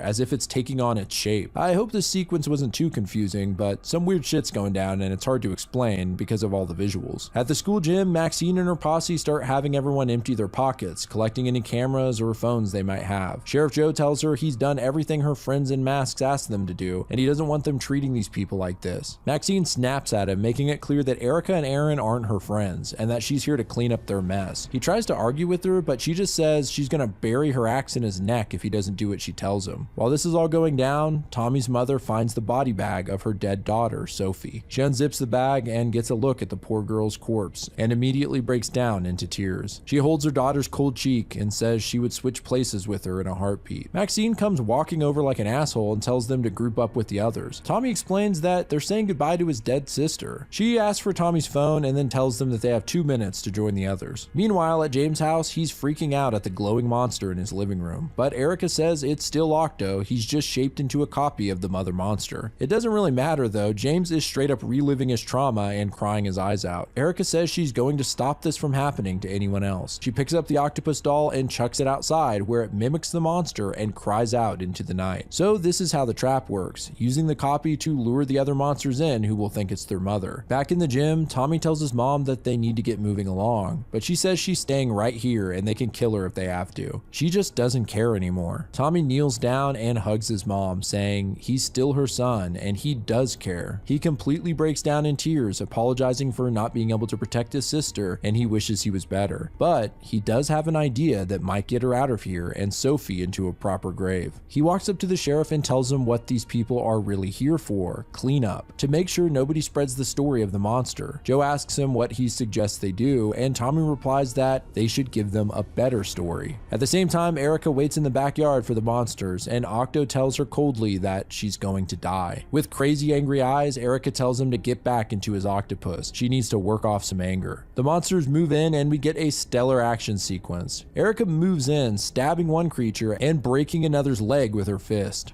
Then she leaps into the air and buries her knife into one of their heads, finishing it off before moving to the next. Obviously, description can't do this fight justice. Erica's a total badass and straight up wallops these motherfuckers. It's awesome seeing her standing in the grass covered in blood. Back in the gym, Tommy is demanding that Sheriff Joe arrest him, confessing to all of the murders and killing the little girl in the parking lot in front of everyone. The sheriff is confused until Tommy makes it a little clearer. If all these people saw him do it, then there's nothing that needs to be covered up, right? He tells the crowd how they saw him kill the little girl and how the sheriff arrested him in front of everyone, and that was the end of all the killing. Maxine catches on and tells him that this isn't gonna work. The monsters are still out there and they'll kill again. Gripping her axe, she says there's a cleaner way to end all of this. Okay, so let's move into the final issue of the Archer's Peak arc of Something is Killing the Children. Erica sits bloody and bruised in James' backyard, having finally killed the rest of the monsters. She stands up and struggles to walk toward the house, passing the chopped up carcasses of the monsters she killed. She slowly walks into the kitchen and douses herself with water before slumping to the floor. She asks James to bring her her backpack and pulls out her phone, calling the House of Slaughter and letting them know that the brood is dead, and to tell Cecilia it's time to go home. On the brink of total exhaustion, she asks James if she can use his shower. She stinks. It cuts to Cecilia getting the call, and she enters the school telling Maxine to stand down. With the monsters dead, she goes along with Tommy and insists that the sheriff arrest him for committing these terrible crimes. She tells him that everyone in this room must understand what transpired here, but this will be the end of it. Kinda sad that Tommy is sacrificing himself like this. He was a naive idiot a lot of the comic, but I think it's safe to say that he's made up for it. Cecilia then speaks to Principal Collins and tells him that the school will receive an anonymous donation that will more than cover the cost of damages on the property. In exchange, he'll handle the whole situation discreetly. She starts to leave and says they need to collect Aaron's body and destroy all the phones they collected. The rest will be hearsay, and they can manage that. Maxine isn't happy with all of this and starts arguing with her that these people have seen too much, but Cecilia harshly corrects her and says if she questions her again, it'll be a decade before she's back on the field. 2 weeks later, a news report covers the events, saying that Tommy Mahoney confessed to the murder of 25 children, finally killing his last victim in full view of the crowd. As the report plays, we see a montage of the school being rebuilt and Tommy's mother crying at the sight of Sophie's grave. Erica heads to the bus stop where all the missing children's posters are being torn down. When she gets there, she finds that the old dragon is waiting for her on the bench. She sits down and they have a little chat. The dragon says he remembers when she was just a girl, and she got so angry at the House of Slaughter that she walked halfway across Chicago to get on a bus to Disney World. But how Jessica found her and brought her back. There's that name again. It seems like Jessica was an important person to Erica. The old dragon asks if Erica remembers what Jessica told her, and she repeats it, that the order is old and stuck in its ways, but without it, children would die. There's a pause and the old man says he misses Jessica terribly. Erica looks pissed and reminds him that he sent her to her death. She says that he's not going to convince her to care less. But the old man says to the contrary, he wishes that half of the people at the House of Slaughter cared as much as her. As he eats some gummy worms, he says that all he wants is for her to show a little discipline. She could have ended this from the beginning. Erica lays out exactly what that would look like, by her killing Tommy in the cave, letting James bleed out from his gunshot, and using Bien as bait. Then she could have killed the little girl and burned all the children's corpses to hide the evidence before hopping on the next bus out of town. The problem is, then nobody would have had any closure. The old man says she wouldn't have had to kill Bien. She could have recruited her and expanded her branch of the family. Furthermore, he asks what Erica was trying to prove with all this. She honestly answers that she just wanted an outcome where everyone would live. But the dragon reminds her that more children died as a result of her actions. Erica, of course, argues that more people died because the order got in her way. The old man then changes the subject, asking Erica to come home. Now that Aaron is dead, she's the last Black Mask in the House of Slaughter. Erica rejects this, and in fact, she renounces the House of Slaughter and the Order of St. George. She's going to keep hunting monsters until it kills her, but not for them. The man says that he can't accept this and reminds her that the House of Slaughter is only one of many houses. She just tells him to try and stop her and then gets on the bus. As she sits down, she hears a voice. It's James asking where they're going. She immediately tells him no, but he laughs and says he's actually getting off in Milwaukee to stay with his mom for a while. This relaxes her a bit. He tells Erica that they still can't find Bien's family, so the woman from the police station is going to take her in. James then starts to cry and tells her thank you, that he doesn't know what he would have done if all of this happened and there was nothing he could do. She gave him something he could do to help, and that meant the world. On the final page, James asks how far she's going this time, and she says she has no idea. The bus hits the highway, and we can see a sign saying, "Leaving Archer's Peak." A fitting end as this closes the Archer's Peak arc of Something is Killing the Children.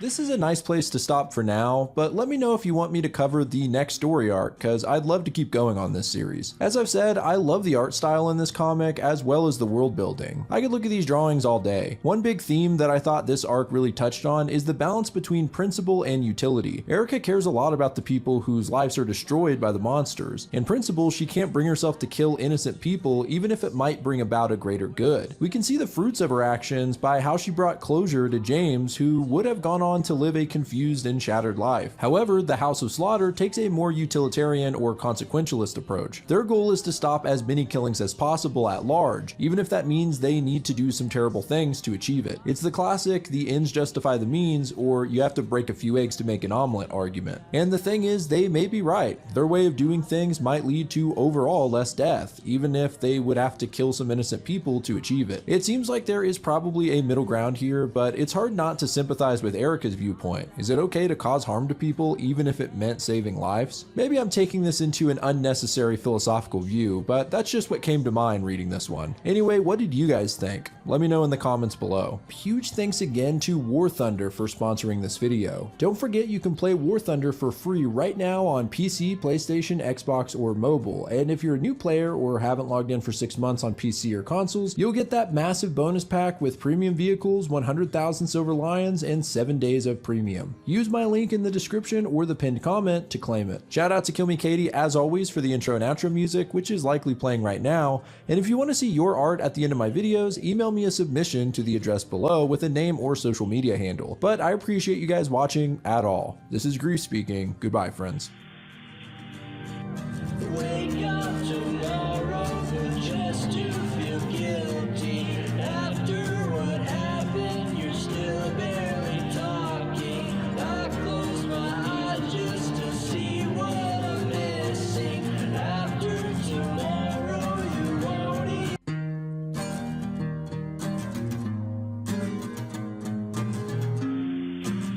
Hello friends, this is Grief speaking, and today we're diving into Harrow County. This is a series that's been showing up in the comments pretty much since I started covering comic books on this channel. Now that I've actually read it, I completely understand why. It is right up this channel's alley. It's really got all of my favorite things wrapped into one graphic novel. A folk horror setting, disturbing creatures, and beautiful watercolor artwork combined to make one hell of a horror comic. It follows a farm girl named Emmy who's had some strange things happen to her leading up to her 18th birthday, and it all seems to connect to the old oak at the edge of her farm, the place where a powerful witch was once hanged and burned. I don't want to give too much away, but trust me, this is a must read in the horror genre. It's a pretty long running series, and so in this video I'm just going to be covering the first two story arcs titled Countless Haints and Twice Told. It actually works pretty well because there's a complete story being told in these 8 issues, and it's a good stopping point. But if you like it and want me to do more, let me know. Before we get into it, I want to mention that I recently started memberships on my channel, and we've been doing Grief's Movie Club. We recently did Guillermo del Toro's Frankenstein and Pan's Labyrinth. So if you want to get in on the discussion, check out the membership options. Anyway, that's enough jabbering. Let's get into the comic.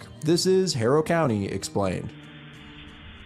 Part 1. We start off right in the drama. Sometime in the mid-20th century South, the people of Harrow County are putting a witch to death. But she's not dying easily. Hester Beck has been shot, stabbed, beaten, and finally hanged by the neck. And when the priest went to give her last rites, the rain washed the words from the pages of the Bible. We learn that at one point she was a beloved part of this community, curing frailties and ailments with incantations. However, it seems that it came at a cost, as the farmer's livestock began dying in Hester's presence, and she often met with the local children in the creek, giving strange sermons and baptisms. She also had blasphemous congress with heinous things out in the woods. The people turned a blind eye to all of this, but could not ignore her actions anymore when they discovered how she fed her vile companions and strengthened her own gifts. Here we see a disturbing panel of Hester crouched and clutching a crying infant, seemingly snatching it from a family in the night. Now, hanging by her broken neck, the witch still breathes, and finally, they light her on fire to finish the job. As her face melts away, Hester warns them that this is not the end, and that she'll be back one day to see them all once more. The years have passed, and we can see the tree Hester was burned at still left with an ugly mark from the flames. In the background sits a humble farm, and here we meet Emmy as she wakes up from a bad dream. A dream of that awful tree and the terrible things hidden beneath its roots. She can almost hear the screaming of haints. She can't see them, but she knows they're there. Countless haints surrounding her bed. If you're unfamiliar, haint is a southern term usually meaning evil spirit or ghoul, and is thought to be a variation of the word haunt. Funny enough, it's most commonly heard in the term haint blue, a paint color used to paint porches, ceilings, and doors in the South. This was originally done to ward off haints by tricking them into thinking they were seeing the sky or water, which they traditionally couldn't cross. Obviously, this is all folklore, but it's still a common practice today, and many swear that it's actually a good deterrent for spiders and wasp nests. Okay, that was one hell of a detour, but I just found that fascinating, and you'll be hearing that word quite a bit in this comic. Anyway, Emmy glances out her window to see the old tree. She knows nothing of the witch and has been told instead that it was struck by lightning, and shortly after it rotted and hollowed out. Strangely, the townspeople decided to fill its hollow with concrete. Emmy hated and feared this tree, and we get a good look at why as she recalls her nightmare. Shown in dazzling vibrant watercolors, the nightmare tree has jagged teeth and tries to uproot itself from the ground, all while shouting lies, lies, lies on repeat. She convinces herself that it means nothing and that the tree's just normal, but even so, she dreads falling asleep again. The next day, Emmy talks with her father Isaac as they approach the barn, and it's clear that they have a loving and playful relationship. Emmy tells him she has some name ideas for the new calf, but her father tells her not to name them. You don't want to get attached to the livestock. When they enter the barn, they see a grisly sight. The mother cow is moaning furiously, and on the ground lay a calf covered in blood. Another calf is nearby, and this one is for sure dead. Not only that, but it looks mutilated or deformed. In fact, it seems to have 6 legs. Isaac says they need to end the suffering of the injured calf and leaves to grab his shotgun. Meanwhile, Emmy comforts the poor dying animal. Isaac loads his gun, but before he can even enter the barn, something miraculous happens. Emmy comes running out, and walking beside her, perfectly fine, is the young calf. Her father can't believe his eyes, and Emmy comes up with a name for the little guy, Shaky. Later, Isaac Isaac is burying the calf that didn't make it when Emmy asks him why so many have been born like that. And apparently between all the animals, this has happened a dozen times. Livestock dying. Sounds a little familiar. Their conversation is interrupted, however, when a wagon comes onto the farm. Emmy recognizes it as a man named Raya who sells odds and ends and often stops to bring her new books to read. His daughter, Bernice, is around Emmy's age and they get on pretty well. As the two girls talk, we learn that Emmy is about to turn 18 and Bernice asks if she plans on leaving this small town, but she feels obligated to stay and help her dad on the farm. Meanwhile, Raya and Isaac have a kind of cryptic and eerie conversation. Raya notices the many graves of the animals and questions if something is going on. He seems to connect it with Emmy coming of age soon. Isaac refutes what Raya is implying, saying that he hasn't seen any signs like curdled milk, smell of sulfur, and Emmy hasn't said anything about having weird dreams. Raya agrees that Emmy seems normal enough, and Isaac gets a little defensive, saying she is normal, and after what they did all those years ago, she ain't coming back. Raya says he believes him, but if he's wrong, if he's missing something, that girl will have her revenge on all of them.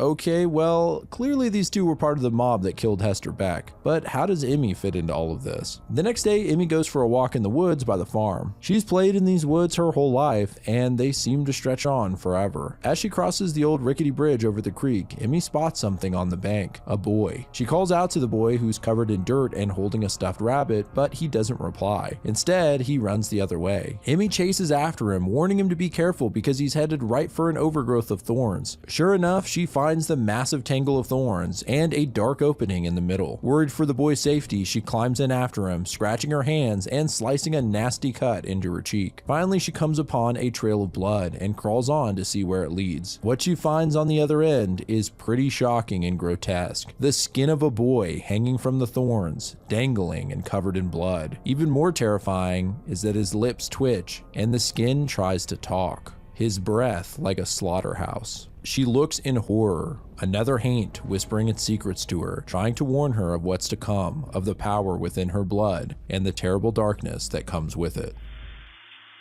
Part 2. Next thing we see is Emmy shoving the bodiless skin suit into her satchel, telling it to be still as it wriggles to try and slip free. She describes his skin as warm and sweaty. Gross. She knows exactly what she's found. A haint, deathly pale and gravely silent. The restless ghosts of Confederate soldiers searching by the moonlight for body parts. The spirits of children who got lost in the woods and starved before finding a way out. But now, Emmy had found one for herself, a real-life haint. She actually seems excited about this and surprisingly unfazed at the living flesh she now holds. Kinda makes this whole thing even more creepy. She gets back to the farm and runs to her room. She needs to change out of her bloody clothes before her father sees and doesn't want the skin boy to peek at her while she changes, so she shoves him in her bottom drawer. Okay, that's pretty funny actually. A few minutes later, her father knocks on the door and asks where she's been all day. She just tells him she went on a walk and mentions getting cut up pretty bad on some thorns, but when she looks down at her hands, the scratches are gone, and the big cut on her face is healed up as well. Isaac gives a concerned look and tells her to help him outside when she gets the chance. After he leaves, Emmy wonders how the scratches healed so fast. She tells the skin boy he'll have to stay in the drawer for a while and to be good while she's out helping her pa. Outside of Emmy's window, we can see a bloody handprint, like something was just watching her. That night, she has another dream about the tree. People are gathered around the old oak, cold and quiet like haints themselves. It can't be a good thing coming back to this place after what we done, one of them said, but they heard crying like that of a baby coming from the oak. So they chop into the swollen tree trunk and inside find a strange sight. A small child naked as if coming out of the womb. One of these people is Isaac, Emmy's father, and his wife, who pulls the child out from the tree and says that she can take care of it. Shortly after, they find another girl in the tree and say that it looks just like the first, beautiful. Only in the dream, she's hideous and decayed like a corpse. This is actually some interesting foreshadowing. Emmy wakes up with a gasp to the sound of rattling. The skin boy is making a ruckus in the bottom drawer, and Emmy pulls him out, asking what he wants. He manages to mutter out the word window, and Emmy walks over to look out at the old tree. She sees the silhouettes of people gathered there, and asks the flesh how he knew. The skin replies, but not directly, saying that the pact must be honored. 18 years and she's showing signs. Emmy quickly realizes that the haint is telling her what the people are saying at the oak tree, and he continues, though we only get fragments of the discussion. They talk of the witch that they killed and the pact they made. It seems Isaac is amongst them and says that it's not the same girl. He raised her. This is his daughter. Emmy wonders how the skin boy can hear what they're saying when he's here with her, and we then get a look at the tree where a red figure sits in the branches. On a closer look, it seems to be the boy's body removed from its flesh. I have to say, that's a fascinating and disturbing concept. The skin boy continues repeating the words, "The witch must die." Isaac heads home and enters Emmy's room, only to find it empty. Outside, Emmy has donned her coat and satchel and is running into the woods in a panic, tears in her eyes at the realization of what her father plans to do to her. She travels into the darkness with her lantern drawn until she hears a presence nearby. Luckily, it turns out to only be Bernice, who seems to be on her side. She was actually looking for Emmy to warn her about the mob that's coming for her. Emmy flips out. She just doesn't understand any of this. Why would her pa want to hurt her? Bernice takes her hand and says they need to keep moving. She doesn't know much herself other than overhearing her father talk about a witch and a birthing and some sort of agreement to kill her. As they move along, they find themselves in a clearing, and on a closer look, it appears to be a very old graveyard. The grave markers are so old that the words have worn off. The people buried here are forgotten, and Bernice suggests that maybe they were meant to, that she had heard about old cemeteries hidden in the woods where folks buried undesirables. The word sparks suspicion in Emmy, and she questions whether Bernice led her here on purpose, but the girl pushes back, saying she came here to help her. Suddenly, they both hear a voice whispering from Emmy's satchel. The skin boy is saying, "Not alone. Never alone." The girls look around to find flaming skeletal corpses crawling out of the ground and surrounding them.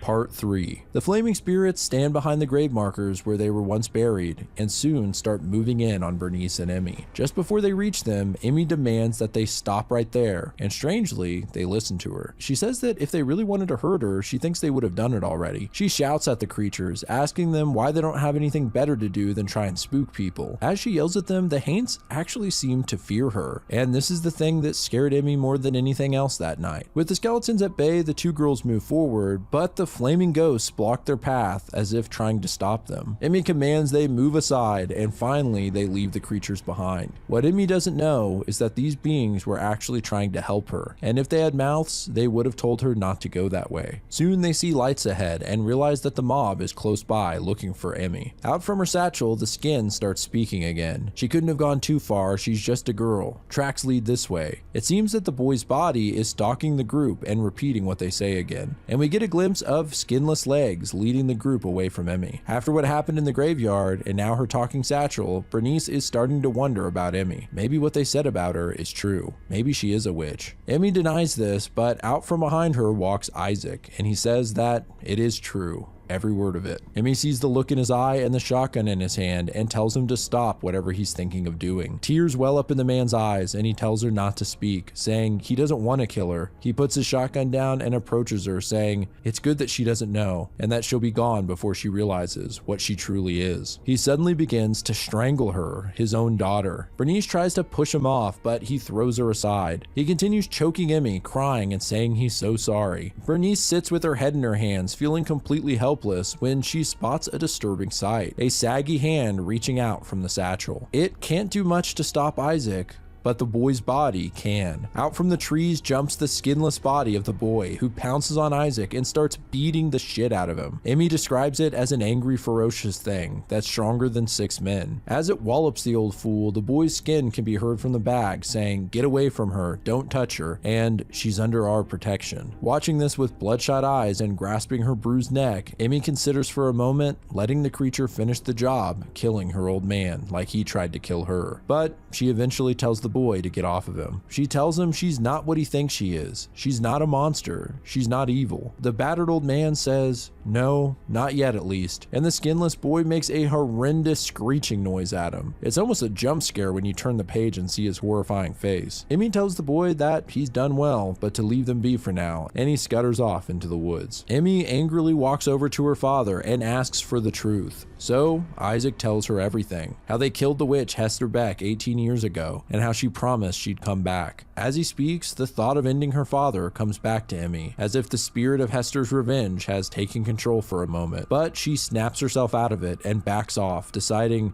she can't stay here. She tells Bernice to look after her father and make sure he's alright, and as she leaves, she tells him to leave her alone. Like she said, she's no monster, but she can be. Walking alone in the dark, the anger in Emmy recedes, and now she feels nothing but shock and sadness in its wake. Finally, she breaks down into an ugly cry. These woods were full of twisted evil things, countless haints, and it was terrifying to think that she could be one of them. But that doesn't mean she was in full communion with these ugly things. There are some creatures dwelling in the dark and lonely spaces that would never accept her and would kill her the moment they laid eyes on her. Emmy passes an old broken down wooden shack, and inside we see a large black creature that straight up looks like a demon with 4 goat-like eyes and horns.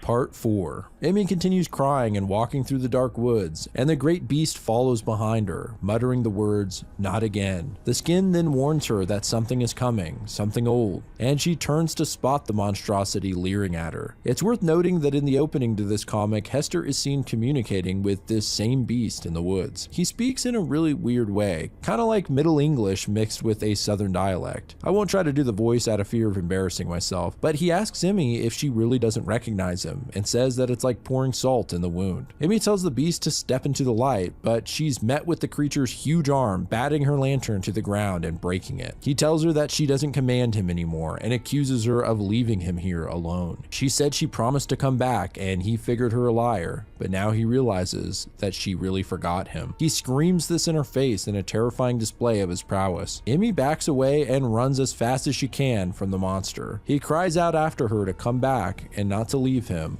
again. Emmy sprints through the woods and out onto the road where a pair of headlights greet her. A man gets out that she recognizes as the town's pharmacist, Mr. Sorrel. He was a kind man with a soothing voice, and seeing her shook with fear out in the darkness, he offers to give her a ride to town. She takes him up on it, but before they hit the road, the man pulls out a rag presumably covered in chloroform to knock her out. It seems he has other plans for Emmy. Emmy comes to, and the first thing she sees is the disturbing sight of Mr. Sorrel's face. At first, it's all distorted, and the watercolors are used really well here. It just looks really off-putting. She's tied to a chair, but Sorrel tells her that this is all for her own good. He says he's honored to have her here in his home, and Emmy screams at him for kidnapping her. He refutes this accusation and actually says that he's just following her orders. He says that he's only doing her bidding, and that's why they're all here, although some of the flock has gone astray. He goes on to explain, and we see the story unfold in a flashback. Sorrel tells Emmy that she is the witch Hester Beck reborn, the same woman who was birthed up from the earth all those years ago. There's a kind of unsettling image of the witch crawling out of the mud like an Uruk-hai from Lord of the Rings. When Hester first came to be and offered to help the townsfolk, she was rejected. So she went to the woods and called up the Haints from dark places to protect her. Still, she felt alone, and finally, using blood and dirt, she raised men and women from the soil. They looked by all means to be ordinary people, and she sent them to live amongst the country folk. She blessed them with free will so that they would cherish the lives she had given them, but soon their faith and loyalty turned to hate and fear. Eventually, there was dissent amongst her creations. Some of them thought Hester to be a creature of evil. Others thought they would never fully be alive until their creature was dead. Mr. Sorrel finishes his tale and tells Emmy that they are her children. Despite his creepy-ass demeanor, Emmy believes the pharmacist is telling the truth. Maybe she is a witch, and that would explain everything that's been happening to her. She then realizes that this means she should also be able to control him. She commands Sorrel to let her go. He's happy to see that she may be taking her place as the reborn witch, but refuses to let her go, saying he's blessed and has a sacred mission. He points to his ear, which is all closed up and swollen. He says before the witch was hanged, she told him she would come back, though she may not remember who she is. She gave him the task of reminding her when she awakens again, and to not let anyone dissuade him from this task, even herself. It's pretty disturbing. As she whispers this to him, a tiny snake comes from the witch's mouth and crawls into his ear, leaving it all bloody. So I guess this is why Mr. Sorrel, despite claiming to be Emmy's loyal follower, won't listen to her commands until his mission is complete, to convince her she truly is Hester Beck. As he speaks, we can see a dark figure entering through the window in the other room with yellow piercing eyes, and before Sorrel can figure out what it is, the skinless boy pounces on him, screeching and violently attacking him. Emmy says that she obviously doesn't need protecting, but that he did help her remember who and what she is. Next, we see the rest of the mob who meant to kill Emmy coming up with a plan to try and find her. It's weird to think that these people are actually made from mud by the witch. Isaac tries to make the argument that Emmy is good. She could have killed him and had every right to do so, but she let him go. She might have come from the witch, but she's not the same. The others say it's too late to let her go. She knows they want her dead and will want to get them first. Just then, Emmy herself walks in. She tells them she knows the truth, even if she doesn't quite understand it all. She comes to ask them to accept that she's not the woman they killed. She wasn't raised to be like her, and all she wants is a normal life. She figures that's what they all want, and they thought killing the witch might have granted that. She doesn't even blame them for being scared, but the fact is she's not Hester. She doesn't want to hurt anyone. One man interrupts her speech saying it's a trick and that they should kill her now while they have the chance. A handful of angry people agree and attack her, but Emmy raises her hands in defense, and the people are hit with a bright light, turning back into dirt and falling to the floor. She shouts at the remaining people that what she created, she can also end. If they try to kill her, she'll take them with her. Later, Emmy sits in her bedroom and her father knocks on the door asking for a word. He tells her how sorry he is. He was so afraid that he lost his senses and he let the others convince him it was all true. But he realizes now, even if she is the witch reborn, she's her own woman too. He swears he won't let anyone hurt her. She's obviously going to take some time to get over the fact that he tried to kill her, but she thinks he really does love her. The months pass and things seem pretty much back to normal.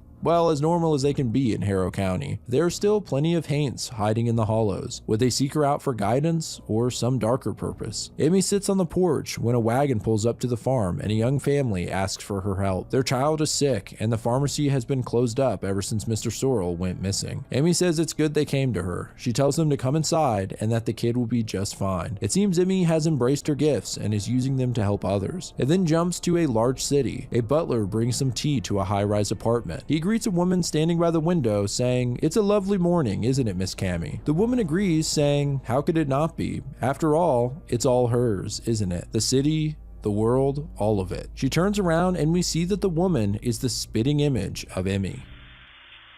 Part 5. As Emmy looks out into the beautiful green pastures of Harrow County, she can't help but feel lonely. She walks back to the farmhouse to find baskets of gifts and food from the townsfolk. She's actually a little annoyed at this point, saying it's too much and a lot of it will go to waste if they keep it up. But her father doesn't mind, saying he won't have to butcher their livestock if they keep getting food like this. Upstairs, Emmy finds the skin boy has slithered out of her satchel and onto her bed. He doesn't like her going outside without him, but she can't keep him with her all the time. She lays on the bed next to him, saying she wouldn't mind having a normal life now and then. After a pause, she reminds herself that she's currently having a conversation with a dead boy's skin. The people in Harrow County continue to ask for Emmy's help with various problems, including matters beyond their understanding. A strange creature has been spotted at the granary, turning any grain it touches to rot. Emmy checks it out and finds the Haint hiding in the rafters. It kind of reminds me of the gremlin on the plane in the Twilight Zone movie. It actually seems to recognize Emmy in some regards, saying that it knows her, but she looks different. Emmy's friendly to the creature, asking its name. It says it has none, and Emmy says that they'll just have to change that. But first, they need to talk about why it's scaring folk and how to settle it down. Emmy comes back down to the others and tells them once every couple of weeks to leave rotted fruits and veggies up there, and in return, the creature will take care of rats better than any barn cat. Oh, and her name is Priscilla. Her and her pa leave the granary, but encounter an angry-looking fella by the name of Jim Webb. He asks Emmy if she could help him sort out a problem. He thinks his wife has eyes for another man, a younger man, and he asks Emmy if she would afflict the man with an illness. He even implies she could kill him if necessary. Emmy is disgusted by the request, but Jim says isn't that what she does? She's been helping people, yeah, but there has to be some kind of balance. She tells him firmly that she doesn't hurt people. It's not who she is. But if he bothers her again, she might change her mind. Jim doesn't seem to be happy about this and gives her an angry glare. Later, we see Emmy walking through the woods. Years ago, Hester Beck was the mother of Haints, calling them to serve her. But after she died, they were left orphaned until Emmy rose up to take her place. She passes through the cemetery of undesirables and the flaming skeletons try once again to block her path. But she says she knows what she's doing. Coming upon the old wooden shack, she calls out to the great beast that she encountered that night. She leaves some food for him, and as she lays it on the ground, around, the monster speaks, saying she shouldn't have come here. He says she turned her back on him, and now she has no control of him. He could gut her where she stands and use her innards to sop up the blood. Well, Emmy's a brave soul and opens the door to see the monster. She says that he was created by Hester Beck, but now he's his own creature, something Emmy can understand. The monster says he has learned to live by himself and appreciate the silence, so why is she here bothering him? Emmy says that seeing as how he broke free from Hester, she's wondering if the other Haints will do the same. The monster thinks that it scares her. What if these Haints turned on her? But Emmy was actually asking more for herself. Could she break free from Hester too? Back at the farm, Bernice has come by for the first time since that night in the woods, and her and Emmy are glad to have each other's company. Bernice wonders what everything means though. Her own grandpa Raya was one of the people made from the mud by Hester, so what does that make her? You know, I didn't really think of that till now, but yeah, that's kind of a weird thought. She's the offspring of a fake person to some degree. That's gotta mess with your head. Emmy says that she's just another one of Hester's creations as well. She doesn't know what that really makes them, other than friends, if Bernice still wants to be. It starts to rain, and seeing as the storm is coming in, Emmy invites Bernice to stay the night. While they discuss it, a car pulls up to the farm. A nice car. Emmy's excited to see who it is, and is shocked when she sees the woman climbing out. It's Cammy, her sister and spitting image. Maybe Emmy isn't as alone as she thought.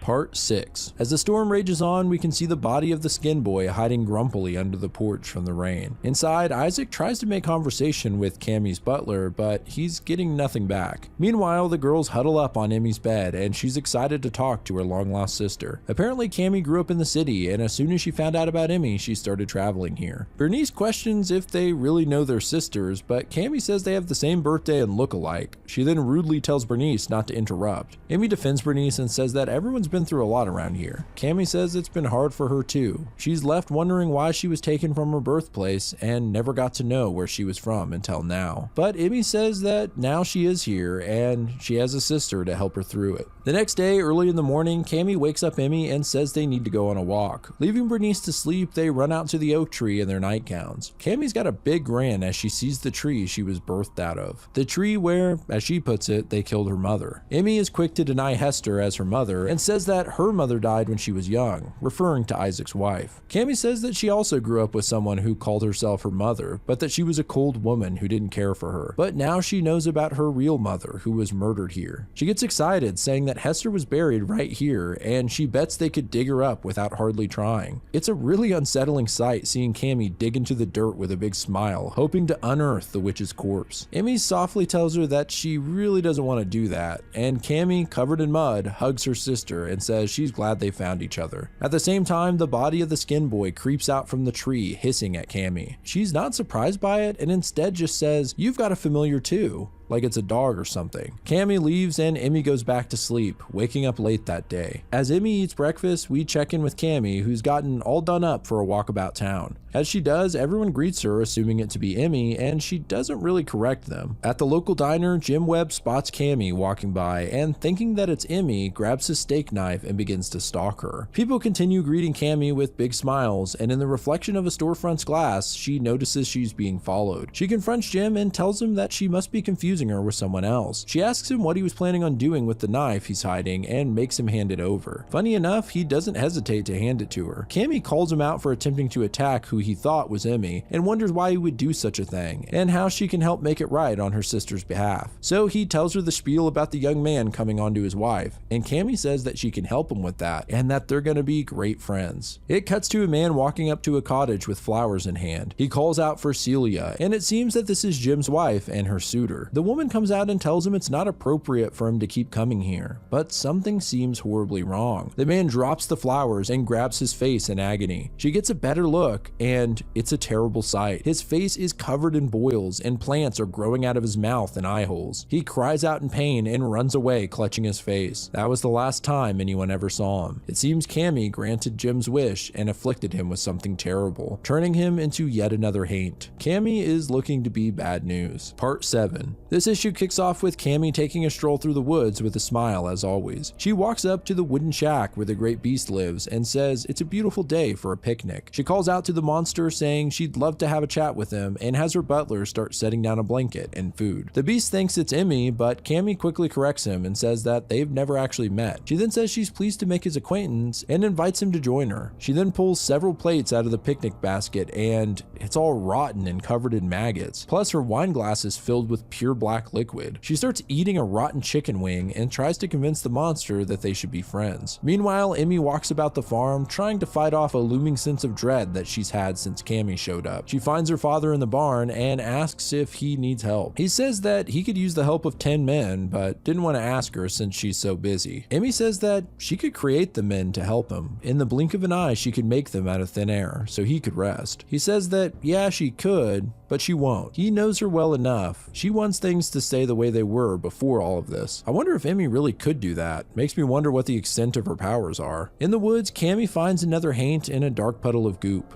She says she could smell its stew pit as soon as she entered the county. The monster rises from the puddle, and it's a hideous creature, a skeleton with strange growths and covered in the black stuff, which Cammy calls bone sauce. What a foul-sounding term. She then says she just wants to be friends, and she can help fill its pit till it's overflowing. Next, she comes upon a clearing with a partially tilled patch of farm and red eyes watching from the dark tree line. She beckons the red-eyed creatures out, and they're even more disturbing than the last haint. Human corpses, or rather their rotting skin, which is filled with rats. They look like zombies kind of, but are only being moved by the many rats inside. Definitely the creepiest of the haints so far. Cammy tells them that since they've taken the shapes of men, they shall work like men, and commands them to plow the field. But first, she'd like them to come with her to tend to man's other business. I guess the way to befriend them is by treating them like the men that they're inhabiting. At the farm, Emmy is putting out the laundry. She's not completely unaware of what's been going on, and has sensed that Cammy is up to no good. She wishes she could hide away from everything,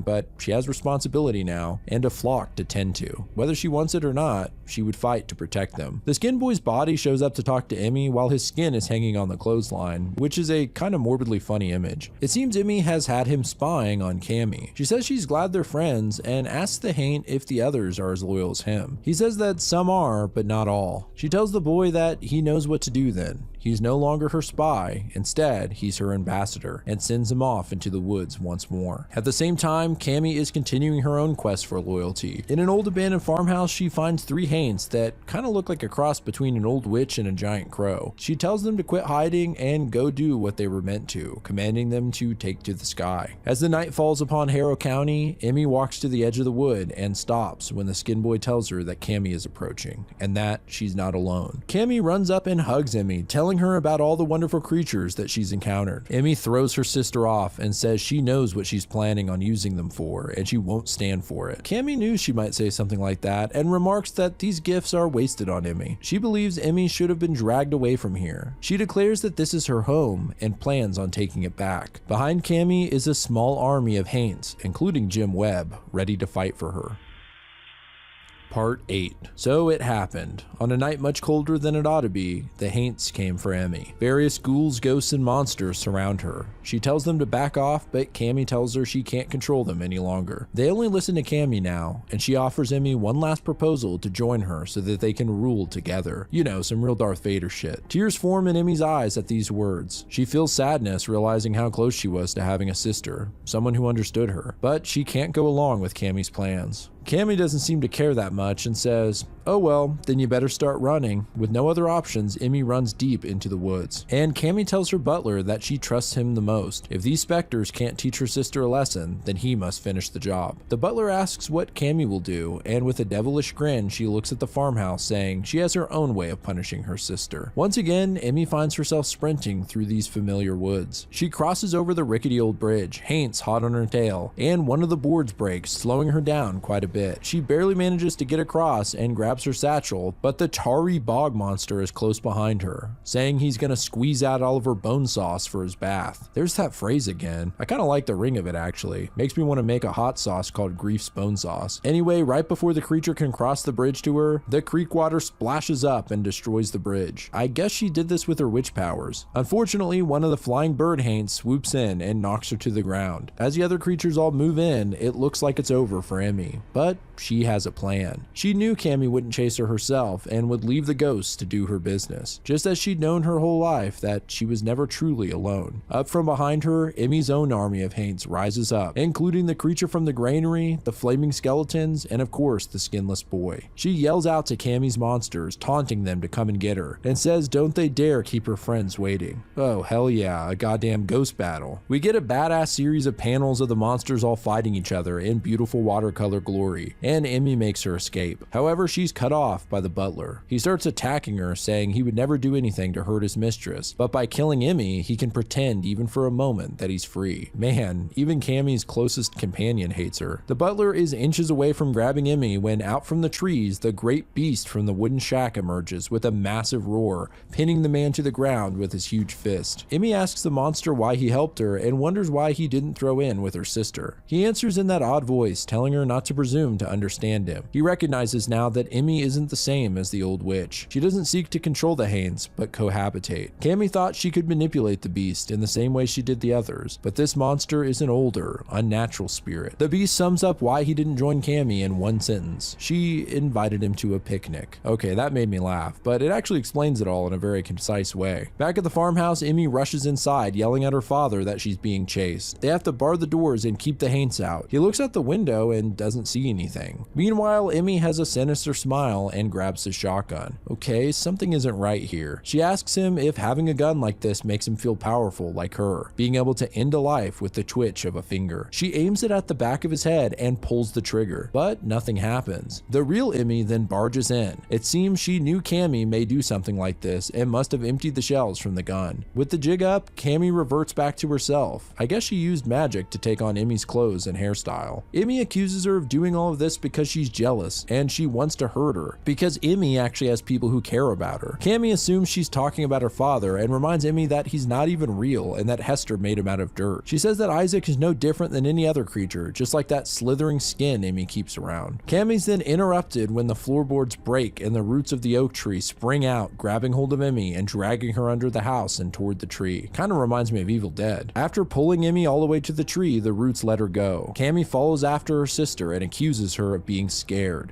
of seeing their mother's face. Once again, Emmy denies the witch of being her mother. Cammy says that the only person who really cared about them is buried in the ground, and how can Emmy deny her? Her eyes wet with tears, Emmy cries out that if Cammy wants her so bad, she can have her. Just then, the smoldering corpse of Hester Beck drags itself up from the earth, and Cammy, for the first time, feels the dread that Emmy has always felt. She cries out for her sister's help as the rotted cadaver grabs her by the hair and starts pulling her into the ground, until finally, they're both gone back into the earth. Emmy kneels on the ground next to the twisted soil, and despite everything Cammy did to her, she says she's sorry. Some time passes, and Emmy and her father are rebuilding the damaged floor that she was dragged through. She tells her dad that she could close her eyes and make things good as new if she wanted, and they wouldn't have to do so much hard work. Isaac says he doesn't mind the work. It reminds him that it's real, that they're both real. Emmy asks her father if he thinks that everything that happened with Cammy, if she made it happen somehow. He says honestly, he doesn't know, but he's glad that that girl's gone. Emmy goes outside to fetch some more wood, and we get one last narration about how, at the moment, the ghosts of Harrow County had scurried back to their graves, the place where all dead things lurk, dreaming of a time when they might live again. On the final page, we get one last ominous look at the old oak tree that Hester and Cammy reside under, and that is the end of Harrow County,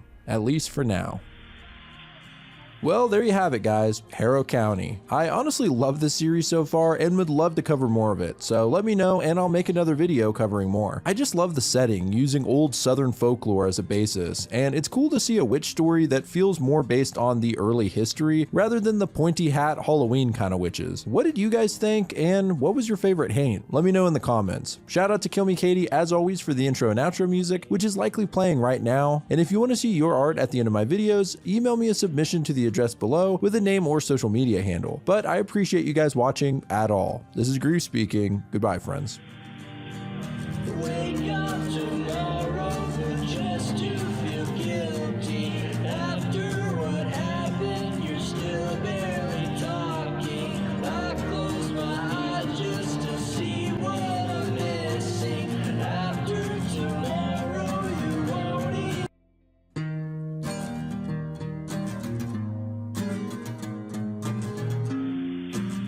Hello friends, this is Grief speaking, and today we're looking at part 2 of Everything is Fine. I asked you guys to let me know if you wanted me to cover the whole series, and you let me know. I have to give a big thank you to everyone for blowing the last video up. I was just shocked by the enthusiasm and all those new subscribers. I haven't had time to even comprehend the channel growth in the last few months, so thank you, seriously. Anyway, I don't want to take too much time here since this is a long one, so let's just get right into season 2. This is Everything is Fine Explained, part 2.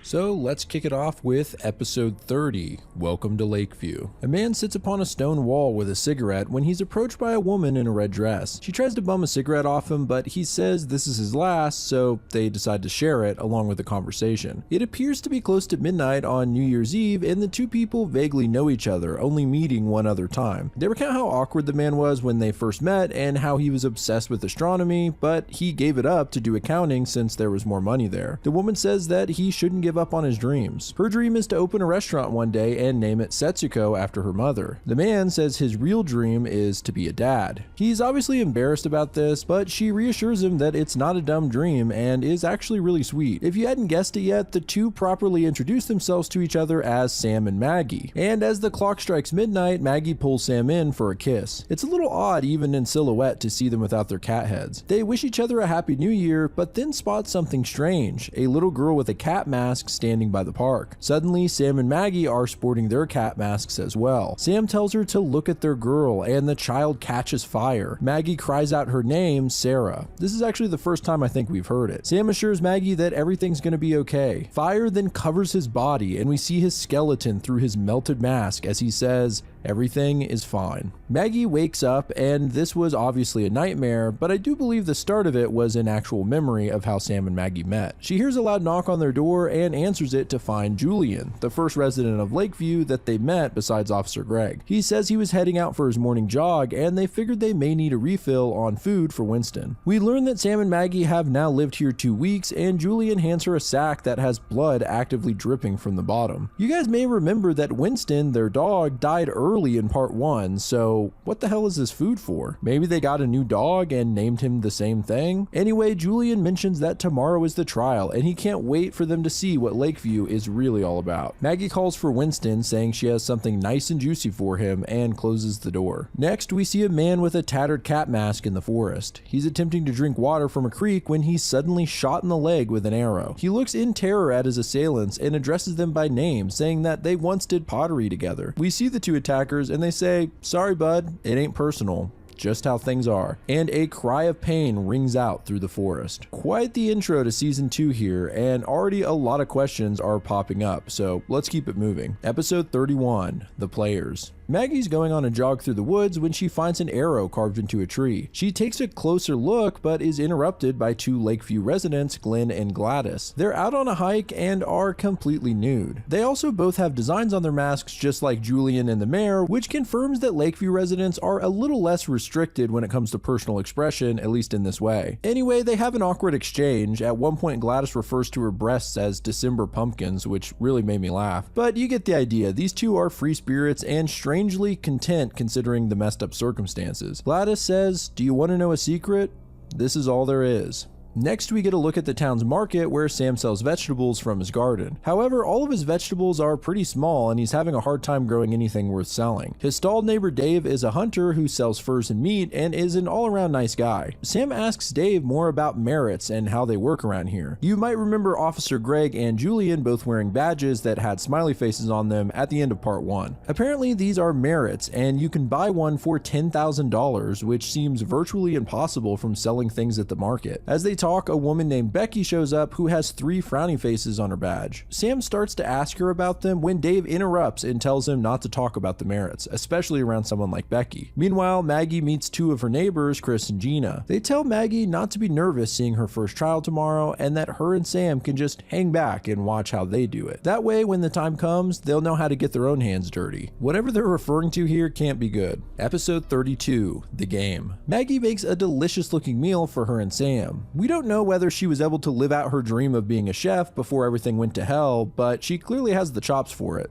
no pun intended. They recap their days to each other, and then Sam suggests after dinner that they have a drink on the boat. Out back on the lake, they have their own small yacht, and once inside, they talk a little more freely. Apparently, the boats seem to be completely sealed off, similar to the aluminum-covered basement from season 1. It's unclear exactly why, but they just feel less like they're being watched in here. They start off by discussing Bob and Linda, but quickly realize they should probably just move on from that. They try to think of what their next move is. The first 2 weeks were just about survival, but now they need to figure out how to save their daughter. The first thing is to try to learn more about how Lakeview works, especially the merits and the trial. Apparently the town calls them smileys and frownies, and the couple acknowledges how silly the whole thing is. If you get 3 smileys, something good happens at the trial, and if you get 3 frownies, something bad happens, but they don't know exactly what. Sam says he doesn't want to hurt anyone again or be hurt, and Maggie reassures him that as long as they stick together and watch each other's back, no one can mess with them. Outside the boat near their house, we can see an ominous figure looming with a hammer in their hand. Episode 33, The Play. On a lamppost in the center of town, we see a poster of a red fist and the words "Rise Up." Underneath it, it says "Meet at Sam and Maggie's house." Okay. Next thing you know, Officer Greg is paying them a visit. He hands Maggie the poster and she truthfully says she has no idea what it is. Greg informs her that they are spread all over town. Sam joins them and starts to say that someone must be framing them when Becky shows up wanting to report Sam and Maggie, accusing them of being the leaders of the rebellion. It's a ridiculous attempt at framing someone, and there's a beat where they just stare at her. Greg says that it doesn't make much sense based on the posters and would need more evidence. Sure enough, Becky leads them into Sam and Maggie's back garden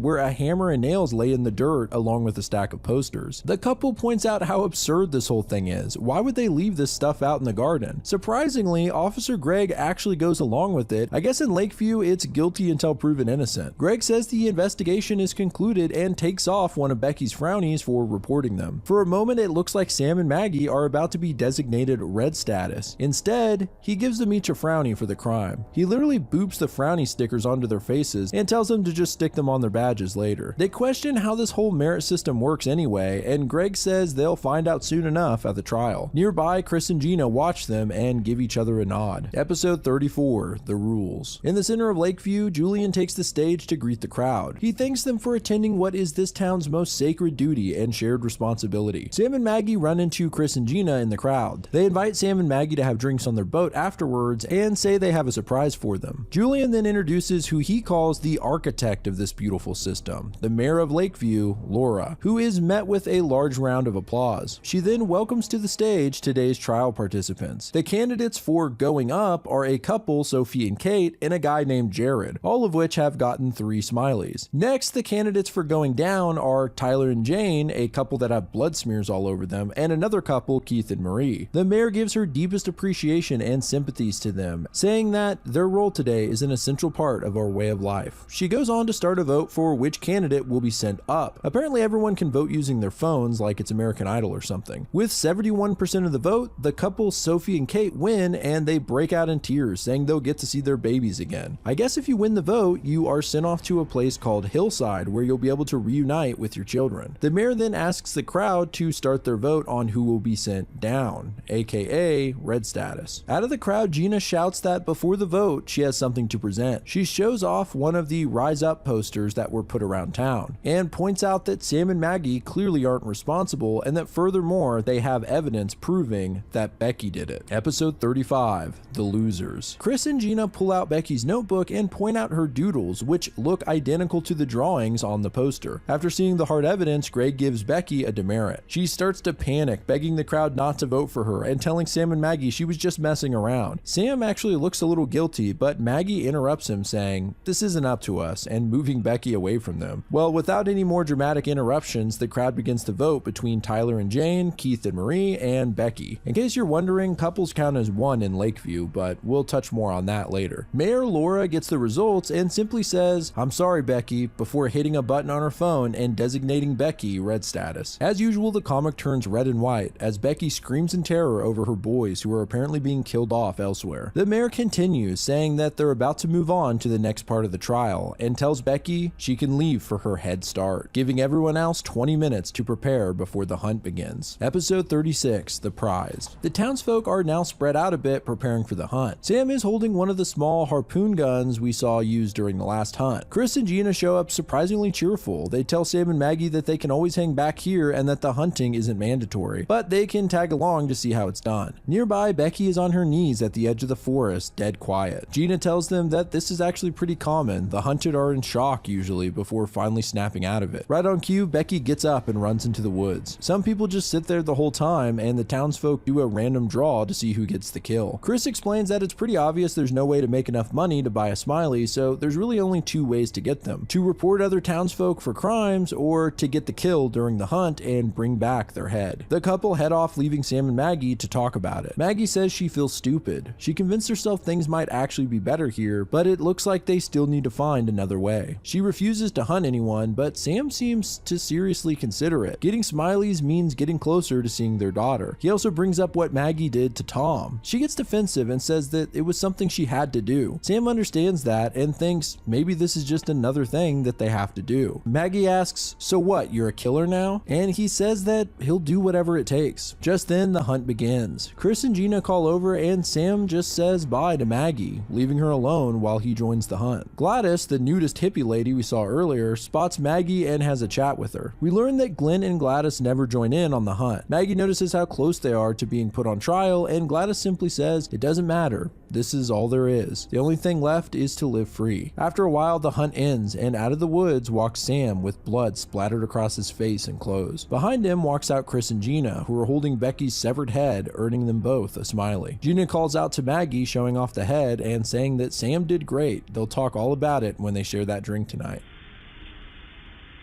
Episode 37, I Made You This. Sam and Maggie join Chris and Gina on their yacht for a drink and soak in the sun, as if they didn't just murder a person. Chris offers Sam a beer, but it's clear he's a million miles away and probably traumatized by the events of the hunt. Gina says she thinks he did great out there and to keep at it. After an uncomfortable silence, Chris pulls out a handmade vase as a gift for Sam and Maggie. This is actually what Chris does for work in town at his stall, Chris's Crafts. Gina works at the pharmacy and she mentions how everyone tries to get free sedatives from her. Anyway, Gina says time flies when you're having fun, and Sam has a harsh reaction, asking if they find what they did today fun. Gina thinks it's a fair question and says they should just talk about what happened. Apparently, Becky put up quite a fight and almost did some damage to Chris and Gina, but Sam came in and held her legs down, helping them secure her head. Man, this whole season is messed up right from the get-go. Gina answers Sam's original question, saying that none of it was fun, but they just try to keep things light to make it easier. She says that before Sam can judge them, he should remember that everyone got into Lakeview by doing something terrible. And after a moment of reflection, Sam and Maggie decide, yeah, they probably shouldn't judge. Chris and Gina then invite them below deck to talk about something more secretive. They confirm that inside the boat seemed to be safe from prying eyes and ears. They mention the whole foil thing, saying, "You guys figured that out, right? It took us like a year to get it." Sam and Maggie look at each other and go, "Oh yeah, only 6 months for us." Of course, if you remember from part 1, it was clear that it took over 3 years for them to figure it out. Anyway, Chris says that they seem like smart, capable people, and it's hard to make friends out here. Gina cuts right to the chase, saying she wants them to form an evil alliance. Episode 38, Here Boy. They say they even have their first target, Dave. You might remember Dave from earlier, the hunter who works next to Sam at the market. Chris says he's the perfect candidate for the first test of their alliance. He's single and he's got 0 stickers, so one frowny's not gonna hurt him. Sam puts a stop to the conversation right there, saying if they're gonna ally with anyone in Lakeview, it would be them, but he needs to talk this over with Maggie before they join. Chris and Gina think it's fair and decide they can meet up again tomorrow. Back at home, Maggie asks Sam if he's okay, and he says, not even a little bit. He heads upstairs alone, and Maggie decides she needs to feed Winston. She walks out to the back deck and dumps the bloody guts into the water. Soon, something just goes to town, eating it out of frame. Okay, so is the new Winston some kind of meat-eating aquatic creature like a shark or what? Somehow, out of all the mysteries in this series, this is the thing I want to know the most. Sam comes back downstairs and asks if they can talk in the boat. He thinks they should take Chris and Gina up on their offer. Even if they can't really trust them, for now, it could be a beneficial team up. Maggie's skeptical and mentions the arrow she found in the woods. She believes this may be a sign from the rebels. Sam cheekily remarks that this isn't Star Wars, there is no rebellion. But Maggie wonders what happens to all of the Reds out there. Maybe they banded together. Sam's pretty harsh and dismissive, saying, so what, they can get together in the woods and mope about their dead kids? Maggie reminds him that their friend Charlie is one of those people, but Sam doesn't care. He reminds her they still have a daughter worth fighting for. After a few moments, Maggie wonders if their daughter is still the same. What if they do all these awful things and make it to Hillside, only to find that she's not there or that she isn't herself anymore? She says that the last time they saw her, their daughter called them.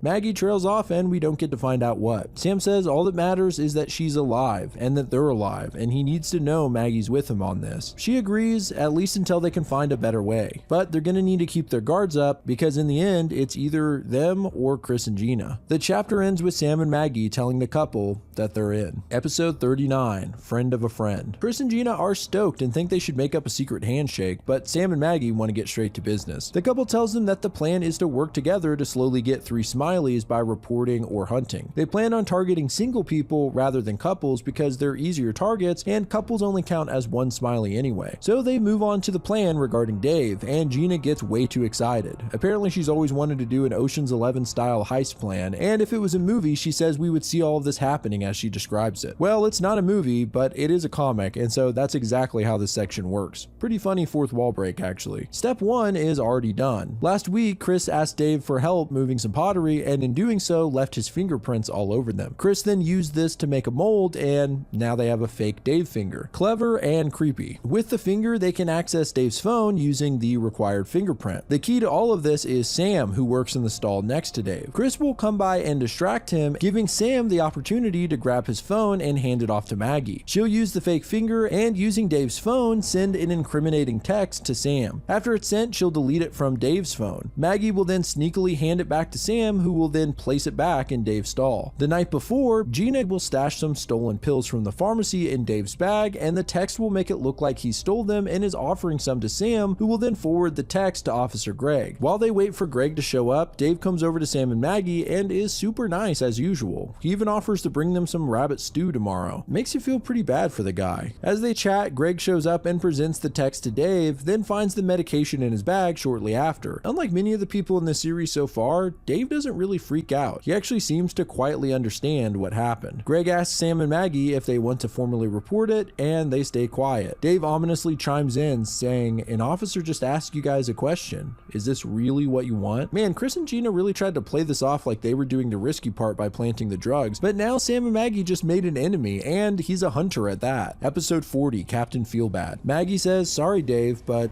we don't like drug pushers in our town. Greg then gives Dave one demerit, telling him, don't steal prescription drugs and then sell them to your pals, you goof. There's something really funny and really disturbing about how lighthearted the characters can be at times, but then again, that's the whole vibe of this comic. Anyway, Greg gives Sam and Maggie their Smileys, and the plan went off without a hitch. Dave says, I just want you to know, no hard feelings. I still consider you 2 of my closest friends. Something is really off about this, and he just turns around and leaves. Sam and Maggie both feel awful about what they did and try to convince themselves they had to do it. Chris and Gina show up and invite them over for another drink to celebrate and find their next target, but Sam says they can't tonight, and next we see him and Maggie in the yacht. They're both so guilty over what they did and talk about how Dave's gonna be out for them now, so they need to keep an eye out. Sam laments the fact that they couldn't talk for 3 years, and now all they have to talk about is how messed up everything is. He decides there's no point and to just keep their eyes on the goal ahead, saving their daughter. Maggie tries to convince him to just slow down and talk to her. She says that Becky, Tom, Bob, and Linda, she sees them in her nightmares. She wonders if Sam is haunted as well. And from his perspective, we do see red silhouettes of Becky holding her head, Bob and Linda in flames, and Tom with his head bashed in. It's an eerie sight to say the least. He lies to himself and Maggie, saying he doesn't see anyone but their daughter, and decides to go for a walk. Out on the path, Sam runs into Glenn, who's chipper as always. He talks about how gorgeous this time of year is and how lucky he is to be in this town. Sam straight up asks, what's wrong with you? You feel lucky to be here? What about your kids? Glenn asks Sam to follow him. He wants to show him something. He says that him and Gladys used to be like Sam a while back. They were some of the first to arrive, and it was pretty rough, but they played the sick game. They still had that fire in them. Him and Gladys even hunted someone down once, but after a while they realized they had changed, and that any world that rewards that kind of behavior is not one they wanted to raise a family in. So they don't hunt and just keep to themselves. Sam asks why they just gave up and chose to die, but Glenn says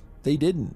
In fact, they chose to live. He shows Sam his backyard, which is a beautiful garden with a large variety of flowers. Back behind them, down the road, Dave watches from afar. Episode 41, This Mysterious Stranger. Back at the house, Maggie takes a look in the fridge, and honestly, I'm not really sure what's significant here other than the box that says carrots is empty. Maybe there's something important here and it'll make sense later, but anyway, after eyeing the contents of the fridge, Maggie decides to go for a walk through the woods. After a while, she finds what she was looking for, the arrow etched into the tree. She follows its direction, and sure enough, it leads to another arrow. She repeats this process until she realizes that she's actually been led in a big circle. Then someone appears behind her saying the words, "Are you cooking a turkey?" Yep, it's Judy, the woman from part 1 who gave Maggie the foil. She's no longer wearing her yellow coat, but instead a Capsule Corp shirt. If you're a fan of Dragon Ball, you probably recognize this as a direct reference to the show, and more specifically, a shirt that Trunks commonly wears. Anyway, Judy asks Maggie what she's doing here, and it's clear that she doesn't really know herself, or rather, she doesn't want to admit it. Judy tells her it's okay to speak freely here. They're in a natural dead zone in this part of the woods. She just wants to be friends and asks her again what she's looking for. Maggie says that the arrows make no sense. They just lead in a circle. She believes the arrows are a trick made by Judy to lead people into the dead zone and then deal with them. So she asks Judy, "Are you gonna deal with me now?" Judy says if she wanted to kill her, she would have never seen her coming. Maggie says she's not scared of her, and Judy says, "Well, maybe you should be." In the surrounding wood, several weapon-wielding people peek out from behind the trees.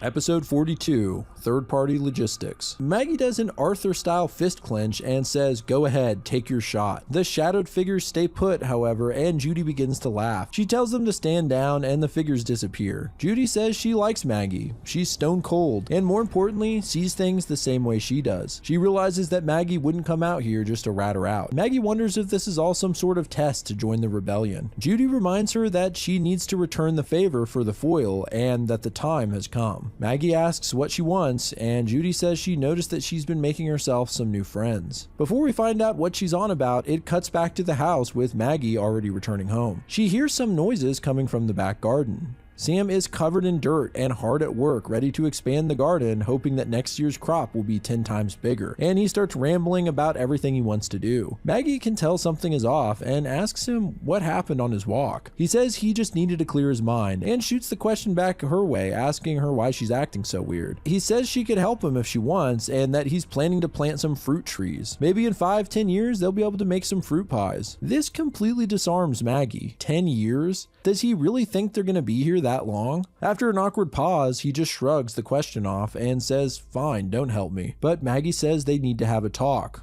about Star Wars. I love that Sam's offhand comment earlier is now code word for the rebellion. Episode 43, Where You're Going. In the boat, Maggie starts by telling Sam the entire backstory of how she met Judy after looking for foil. Sam points out that technically if it wasn't for Judy, they wouldn't be alive right now. They never would have gotten the foil and Bob and Linda would be here instead. Maggie continues telling him what happened and we see a flashback of Judy asking her to bring her some materials. Something Maggie points out is extremely risky and asks what the point of the rebels really is. What's the big plan? Judy simply says that if Maggie joins her, they're gonna save the world. Back in the present, Sam thinks it all sounds crazy, but Maggie asks if it's any crazier than planting trees and planning to be here for years. She then asks again what happened while he was out on his walk, and he finally opens up. He and Glenn talked a bit, played some chess, and looked through the garden. Glenn told him something that resonated with him, that this is all there is. Maggie's actually a little pissed off because she said the exact same thing to Sam earlier, but now that Glenn says it, he suddenly has a big reaction. She's starting to feel like Sam doesn't trust her, and shockingly, he actually says that he doesn't. He points out that her killing Tom was a huge risk, and just because it paid off doesn't mean it will again. If she messes up, they could die. Maggie just thinks they should explore all options here. It could be that Glenn and Gladys are right and that there is no point in fighting, but it could be that Judy is right and that there's a way to stop all of it. But either way, she needs Sam. She admits that she has been a risk, but she needs to see if Judy is legit because it might be the only way to save their daughter. So Sam can either help her or not, but it wasn't an accident that they got this far. It's because they worked together. She asks him point blank,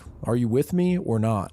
Episode 44, Extend the Neck. Maggie and Gina are doing a yoga class out on the docks and gossiping about how one of the residents, named Robert, just up and left his wife in the middle of the night. Gina jokes that maybe he joined the rebels, and Maggie laughs it off as a ridiculous idea. Then when Gina's not looking, she reaches for her bag. Later in the house, Sam and Maggie go over their secret plans. Maggie suggests they go to the boat to discuss them, but Sam says it's fine, they can talk about it here. The plan is for Sam to go over to Dave's house and steal one of his hunting traps from the garage. Then once he has it, he takes it over to Chris's stall at the market. In the morning, Chris will step on it and be out of action for a while. They'll tell Officer Greg that Chris was sneaking around Dave's stall before. They get a smile for reporting, Dave gets a frowny, and Chris loses a foot thinking it was Dave. They discuss this plan while standing right next to the vase that Chris gave them, and it seems like they're intentionally speaking into it. Well, guess what? The thing was rigged with a microphone. Gina is listening in and tells Chris what she just heard. Sam and Maggie nod at each other, confirming that they knew the device was inside and had this dialogue here intentionally. Maggie sneaks out back and into town while Sam leaves the front door down the main path. Sure enough, Chris and Gina aren't far behind. In town, Maggie approaches Gina's pharmacy and enters using the key card she snatched earlier. Meanwhile, Chris and Gina tail Sam all the way to Dave's house, ready to take photos for Officer Greg. Only Sam doesn't break into Dave's garage. In fact, he just keeps walking past his house. They wonder why he's not following through with his plan when Gina starts to piece together what may be happening and heads out, saying she needs to check on something. At the pharmacy, Maggie is filling a bag with multiple health items, which must be what Judy requested. Outside, she hears Gina coming in the door and hides behind the counter. However, Gina cuts through the bullshit and straight up calls Maggie out, knowing she's inside. Episode 45, Catch and Release. Maggie stands up and the two coldly greet each other. Surprisingly, Gina plays it off as if Dave broke in and that Maggie was only trying to stop him. She then continues this act, thanking her for being such a good friend. Maggie plays along, saying she doesn't think he's hiding back behind the counter. Gina opens a drawer and says, "Oh no, it looks like he did get some things," and starts putting supplies on the counter. She asks Maggie if he got away with anything else, and she continues playing along, suggesting he took some heavy painkillers as well. Gina says she'll report it, but since there's no hard evidence, Greg probably won't do anything. But she's glad she has such a good friend like Maggie and that they can help each other out. So I was a little confused about this segment when I first read it, but what I think's happening is that Gina thinks that Maggie was trying to get the meds for herself and tries to reaffirm the alliance by letting her get away with it and blaming Dave. It's odd to me that Gina wouldn't use this opportunity to just report Sam and Maggie for this, but she might have bigger plans, or maybe she really is that friendly. The next day, Sam and Maggie venture out into the woods and discuss the situation with Chris and Gina, unsure what kind of wrench the whole thing is going to put in their alliance. They walk into the dead zone and imply that they can actually feel it. They've also mentioned feeling like the boat was safe and that the Faraday cage worked in part 1, so it seems like however their cat heads are wired, they can literally feel the loss of surveillance. Spooky. Sam and Maggie then talk about Judy, wondering if she's crazy. Little do they know, she's standing right beside them. After the awkward realization that Judy heard them, Maggie apologizes, and Judy laughs it off, saying that we're all a little crazy. Maggie hands off the bag of meds, and Judy mentions that she had a man on the inside, but circumstances changed. Maybe she's talking about the guy who skipped town, Robert. She then immediately asks for more supplies, specifically camping gear. But Sam cuts her off, saying they put their necks on the line for her, so before they do anything else, she needs to answer some questions. Judy actually apologizes and says, go ahead. Sam is obviously surprised she's so willing and asks her the most obvious question, which is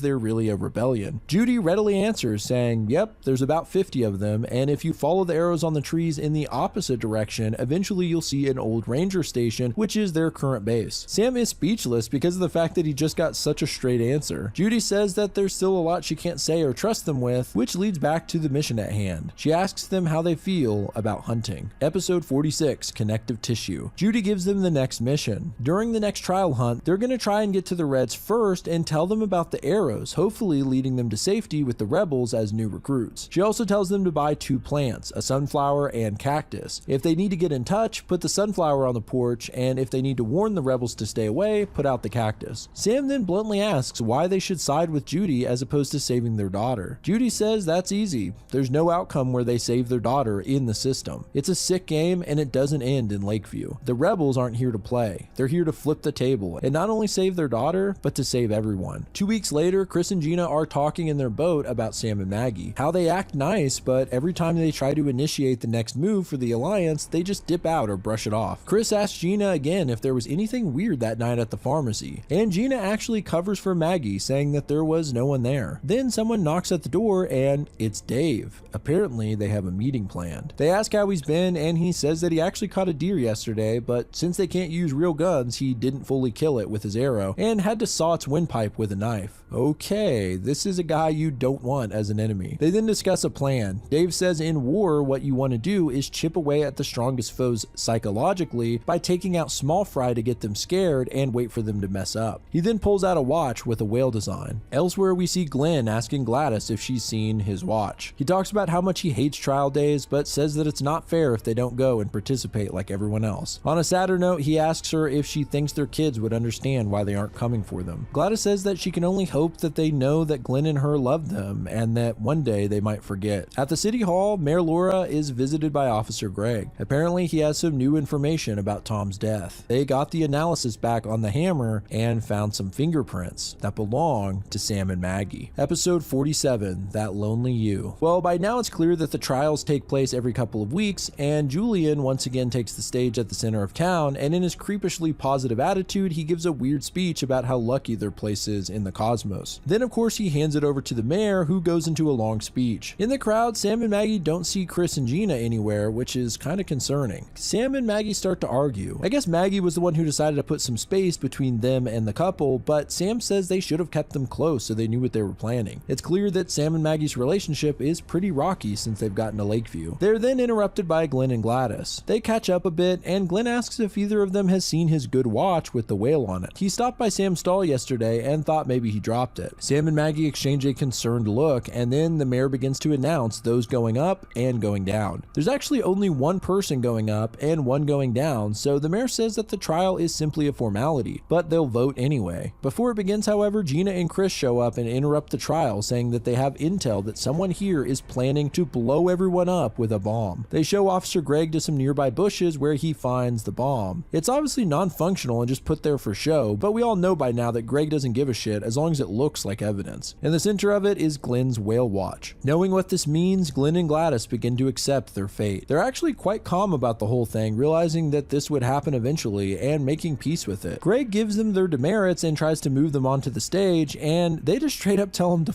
off, which made me laugh. As Mayor Laura starts the vote, Glenn and Gladys happily chat with each other, reminiscing on how they met and letting the rest of the world fade away. They tell each other how happy they are, that they got to spend their lives together. It's kind of sweet. Episode 48, Human Dispatch. Glenn and Gladys head into the woods holding hands for their 20-minute head start. It seems Chris and Gina are planning to chase the old couple to a specific location set up by Dave. They point out how creepy Dave looks staring at them from the edge of the forest, and they give him a cool guy nod to confirm the plan. Sam and Maggie witness this, immediately identifying the cool guy nods, and talk about the plan to try and lead Glenn and Gladys to the rebel base. In the distance, the mayor is watching them ominously. The hunt begins, and Sam and Maggie rush in to find Glenn and Gladys before anyone else. Maggie runs ahead and freezes, telling Sam to turn back. But when he catches up, he sees a horrifying sight. Dave standing above a deep pit, and at the bottom, Glenn and Gladys being completely wrapped up and bleeding in barbed wire. Glenn says he can't feel his legs and wants to know where his wife is, not realizing that she's right next to him and that she's already dead. Dave says that she's the lucky one for dying. He says he's not a monster, and normally when he catches a critter, he puts it out of its misery quickly, but he wanted Sam and Maggie to see what was waiting for them, except 10 times worse. He pulls on the barbed wire, clearly putting Glenn in severe pain. Sam tells him to stop, and Dave says if anyone's gonna put Glenn out of his misery, it's Sam.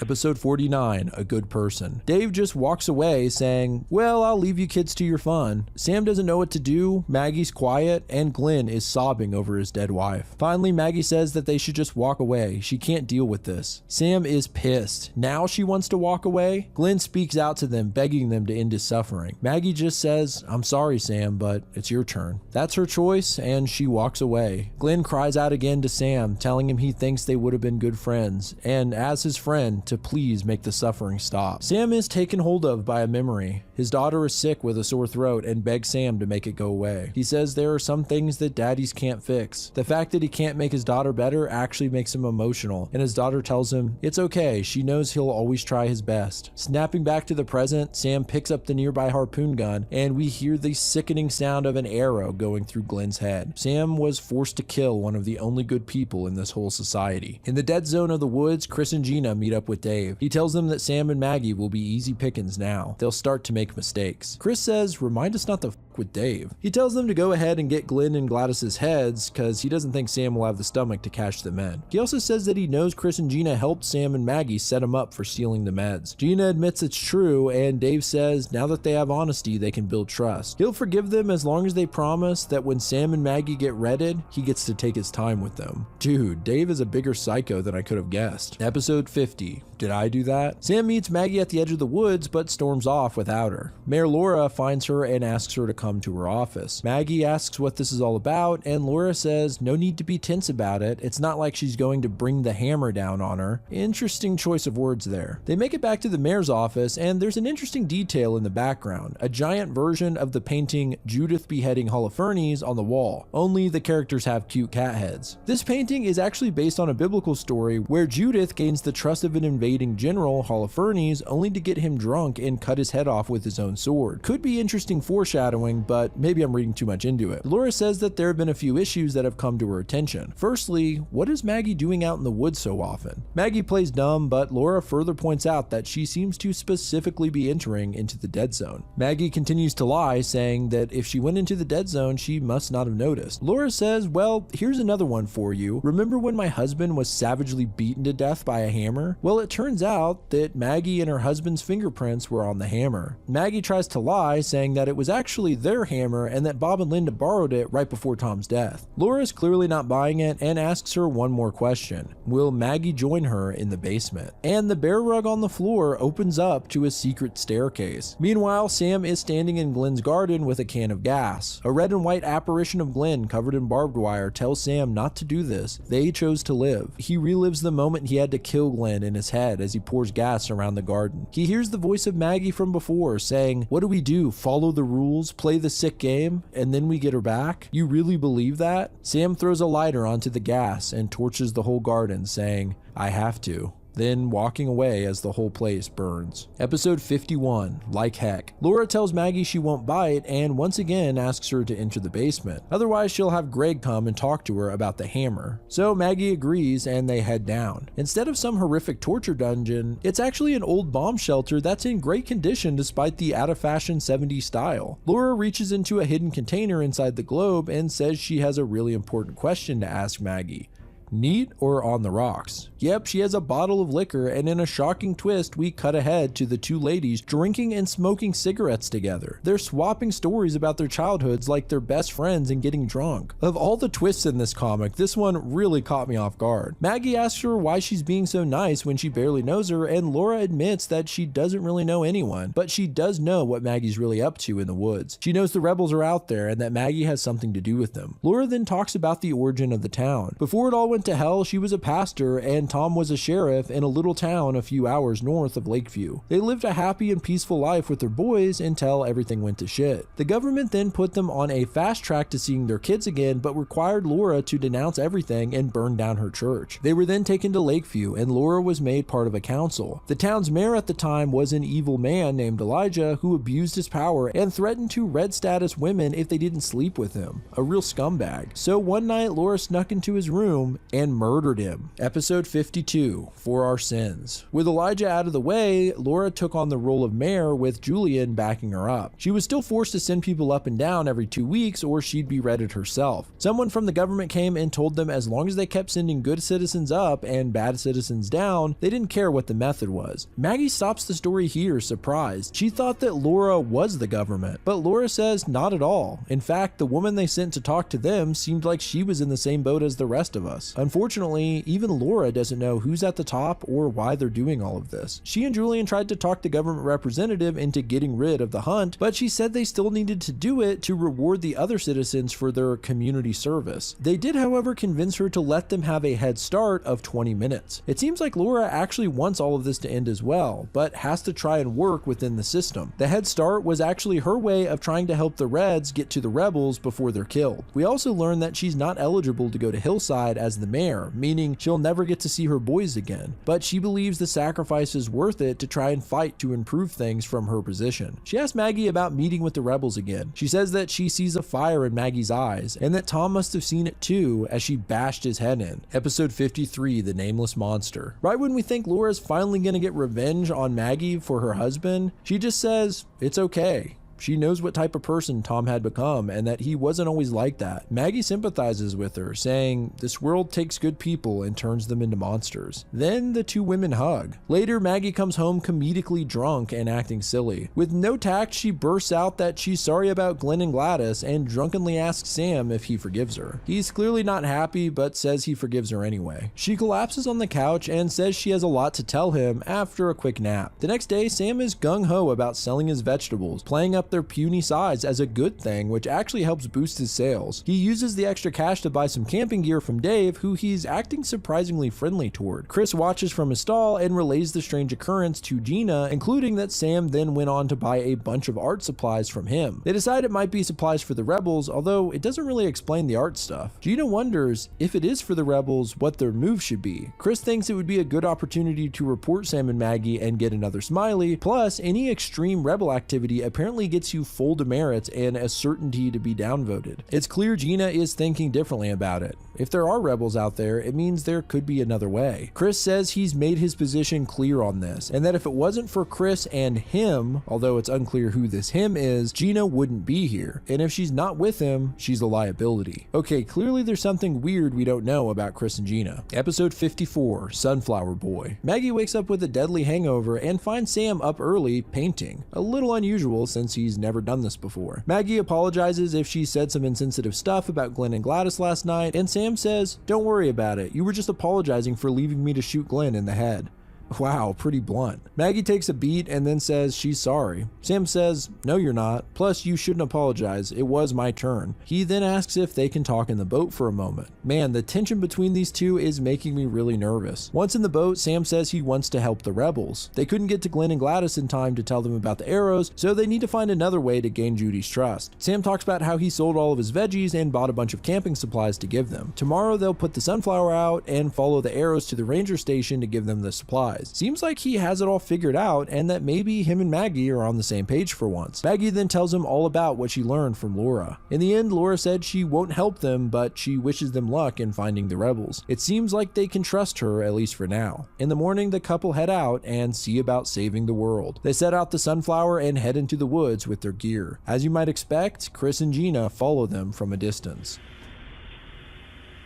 Episode 55, Carry the Fire. Sam and Maggie follow the arrows backwards and sure enough find an old ranger station. Judy comes out to greet them and gives her condolences for Glenn and Gladys. I guess she witnessed the whole thing from a distance. She says they can try again next time and figures that's why they came, but is delighted when she spots the camping gear. Sam asks if they can come in now and Judy says she still doesn't trust them enough. He tells her this is a two-way street and it's another 2 weeks till trial. So he offers her a deal. They'll do one more supply run and get whatever the rebels need, but then Judy has to let them in and meet the other rebels. Surprisingly, Judy goes along with it and says it's a deal. Soon it's going to get colder as winter comes in and they'll need to bundle up, so she asks them to get socks, gloves, blankets, and coats. Sam says they can do it and Judy reminds them to put the cactus out if there's any trouble. If their neighbors find out what's going on, it would be the end of all of them. Of course, as she says this, we get a zoom out revealing Chris and Gina watching all of it from afar. They start to discuss whether they think Sam and Maggie are really rebels and if they should call Greg right now, but they have to dive into the bushes when they see Sam and Maggie are coming back. That night, Sam and Maggie get a pile of warm clothes and blankets together. Maggie mentions that something's changed in Sam since Glenn died. There's a fire in him. She feels like for the first time in a while, they're really together again and tells him that she loves him. He says the same, but looks away like his heart isn't fully in it. Something fishy is definitely going on with Sam. Maggie heads off to bed and Sam says he has a few more things to get ready for tomorrow. He looks over to the kitchen table where he was doodling and we see that there's a painting hidden under some pages. What the hell is he up to? Episode 56, How Like a Mirror 2. Maggie wakes up the next morning and finds that Sam never went to sleep. He says he was just too nervous and wants today to go well. Things could be different from here on out. Well, that's ominous. As they leave the house, it almost seems like Sam is crying, but he plays it off. Sure enough, Chris and Gina are waiting to follow them again. This time we hear Chris call Officer Greg with a report. At the same time, it seems Sam is sending a message on his phone. They arrive at the ranger station, but no one comes out. Sam doesn't hesitate, however, and just walks in. Inside is completely empty, and Maggie is a little worried. Why is no one here? Sam lets out a heavy sigh and tells Maggie she needs to stay calm and listen to what he's about to say. He tells her that before they left, he texted Julian if he could put their favorite sunflower plant inside to protect it from frost, and asked him to replace it with the cactus. That way the rebels knew to leave, but it would give Sam a chance to put up some posters. Yep, Sam's sudden new hobby of painting was actually to make propaganda posters about joining the rebels. The posters say to speak to Chris and Gina, a ploy to make it look like they made the posters, especially since the art supplies were from Chris's stall. When Sam bought the camping supplies, he made sure that Chris could overhear him so they'd follow them up here. And hopefully they're doing the same today, only this time with Officer Greg. The perfect setup for framing Chris and Gina. Maggie is in shock. Sam lied to her. He says that he was actually curious about the rebels until he saw what happened to Glenn. And as he put an arrow through his head, he thought, what a pathetic father. What a useless husband. And he decided he wasn't going to let the same happen to him. His daughter is out there, and her dad is coming to save her. He asks Maggie, are you with me or not? Episode 57, Rise. Maggie freaks out, screaming, I trusted you. She really thought they were finally on the same page. She believes if there really is someone waiting for them in Hillside, it's not Sarah, their daughter. Their Sarah would have never left them like that and never said those terrible things. The only reason for them to still be here at all is to join the rebels and try to do what they can before they die. And now Sam's messed all of that up. Sam snaps back at her, asking her, is it really any different than killing Tom? Before Linda reported it, why was she even on Tom's radar in the first place? It seems like he's hinting at something until he finally outright says it. He thinks that Maggie was screwing Charlie. Now we understand the unspoken nugget of mistrust that Sam has had the entire time. He thought that Maggie and Charlie were having an affair. She tells him the truth, that this isn't the case. After all this time, why didn't Sam say anything? He says that Maggie is his sunrise, and he thought that if he just ignored it, the sun would keep rising. He says that she once had to make the call for both of them, and now he's doing the same thing. He's gonna get them to Hillside, and no matter what Maggie believes, they'll see their daughter there. Outside, Chris, Gina, and Greg approach the station. Sam suddenly walks outside and calls out to Greg, saying he was just about to call him to report an incident. He tells Greg that yesterday they followed Greg and Gina here and found some concerning materials inside. They enter the building and find plastered across all the walls and painted on the floor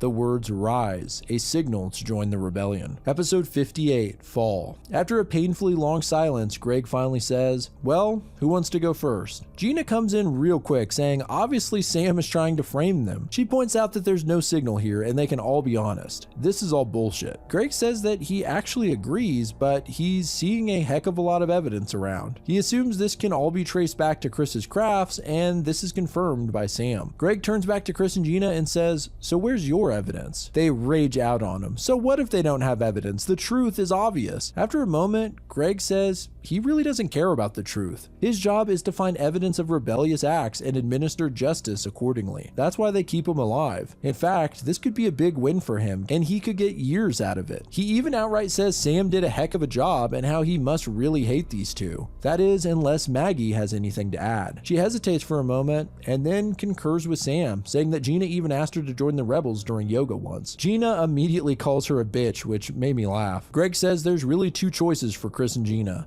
They can accept the consequences of rebel activity, giving them an instant 3 frownies, and they'll likely be voted down to red status. Or they can just leave right now, maybe join the rebels for real, but they'll be turned red status remotely. So it's a real lose-lose situation. Chris does not like the sound of option 2 and says they'll go back with Greg to the protest of Gina. There's a bit of tension, and then Gina asks Greg, what if just one of them leaves? Greg says that the one who leaves would be put down as a missing person and be redded as a precaution, but as long as the other parent parent stays, it won't be full red status for the couple and their kid would live. Okay, so we're really learning the nitty-gritty of this messed up system. Hearing this, Gina straight up tells Chris goodbye and says there's no reason for her to stick around anymore. Even Maggie's in disbelief, asking, what about your kids? Then, to everyone's shock, she reveals she never had any kids. Apparently Gina and Chris are both gay. They're just friends and they only pretended to be a couple so that they wouldn't kill Gina. So this confirms that childless people are basically killed off in this system since they can't be controlled by threatening their children. Sam and Maggie are both still floored at the revelation. Gina says, thanks for everything, Chris, but also f you turn into a real dick. Another line that made me laugh. Then she walks out of the station saying, have a nice rest of your life. Episode 59, What Was? As they walk away, Sam is glad the plan went off without a hitch. Chris is in jail, Gina ran away, and they now have two Merritts, getting that much closer to seeing their daughter in Hillside. He looks back and realizes that Maggie stopped dead in her tracks. She coldly says, maybe we shouldn't be together, and that she can't do this anymore. Sam defends himself, saying all he did was make some posters. I mean, she beat a cop to death with a hammer. She screams at him, all you did was ruin our only chance at saving the world. Sam says that that's all a lie, and Maggie tells him the real lie is back there in the neighborhood, or Lakeview, or Hillside. She's tired of this argument and hoping that Sam will change. Instead of working together, Sam just undermined everything she's trying to do. She says again that maybe they should go separate ways. Sam reminds her that he's her husband and that she barely knows Judy and hasn't even met the other rebels. He gets even more heated, asking her what the big plan is, because from where he's sitting, the rebels look like a bunch of no plan, childless nobodies out in the woods who would be better off dead. He has a real plan, and he's her real husband, really asking her to save their real daughter. After a moment,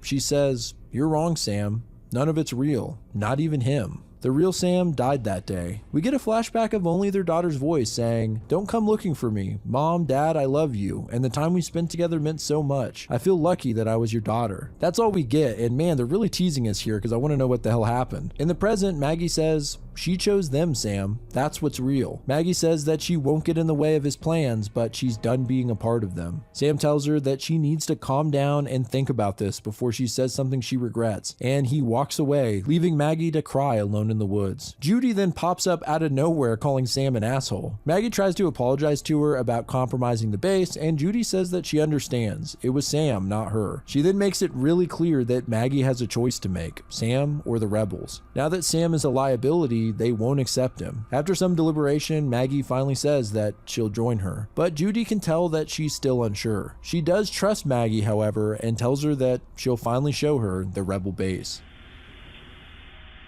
Episode 60, What Will Be? Well, here we are, folks, the final episode of Season 2. Judy leads Maggie to an old railway museum. Apparently there was once a whole mining town here, and Lakeview was built as an upper-class town for the mine bosses to live in until the mine collapsed and shut down. They made the museum to honor the workers, but turned Lakeview into a resort town for the rich. They enter the gift shop, and Judy admits that she may have exaggerated the rebels' numbers. We see a group of 4. Nicole, who's missing an eye on her mask, and her husband Tim, who's missing both eyes. Then there's a nervous guy named Hormel whose facial features are mismatched. His mouth is swapped for his eye. Finally, there's someone they refer to as Please Hold, who is actually a child. The only one we've seen this whole series. The kid is holding 2 hatchets and wearing white overalls, and the only thing they say is, please hold. So no one has any idea of their backstory. Judy says there used to be more of them, but they had some losses, and that there are 7 of them total now. Nicole and Tim were from a town not unlike Lakeview, but much worse since their leader had the whole town doing forced labor. Nicole stole some bread since they were starving, and when the leader found out, he took Tim's eyes and one of Nicole's. In the end, the town was considered a failed project and everyone was redded. Hormel's backstory is much simpler. When they gave everyone the masks, his was a misprint. This alone caused him to be redded. That's pretty messed up. Maggie tries to talk to Please Hold, but they just stay silent. Judy says they found the kid drenched in blood in the woods trying to eat pine cones. Weirdly, the bloodstains just faded over time. Nicole calls Judy an angel who saved all of them, along with someone named Horace and another person that Judy wants to keep secret. She takes Maggie out back to see the tracks when suddenly a voice greets her. Up on a train is none other than Charlie. His mask is sewn up and he looks to be in pretty good shape. He says he has a question for Maggie because he forgot. Does she like trains?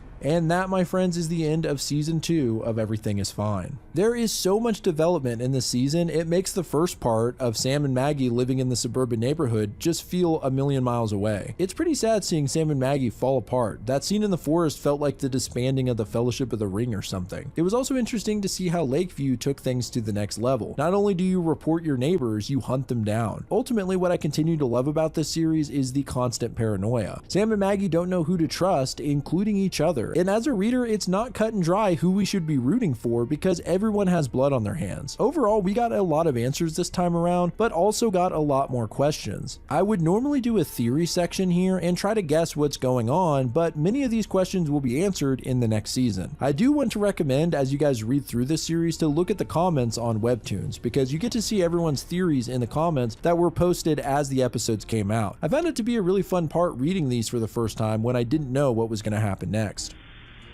Shout out to Kill Me Katie as always for the intro and outro music, which is likely playing right now, and if you want to see your art at the end of my videos, email me with a social media handle or name at the address below. But I appreciate you guys watching at all. This is Grease speaking. Goodbye, friends. From thinking about all that she said, and I'll just look past that. You busted your kneecaps, got to be friendly, no, just got to hold back, and I felt the notion to kill your delusion.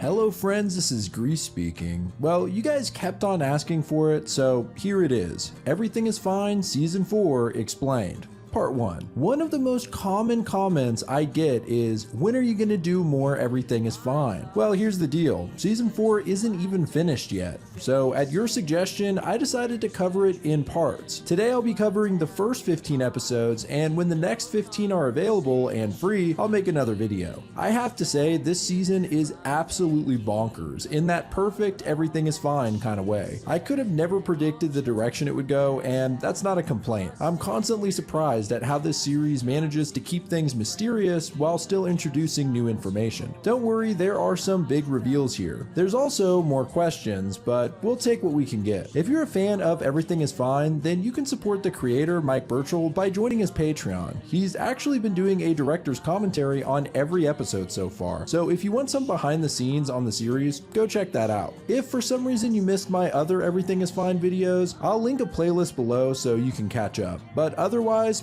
let's get into it. This is Season 4 of Everything is Fine Explained, Part 1.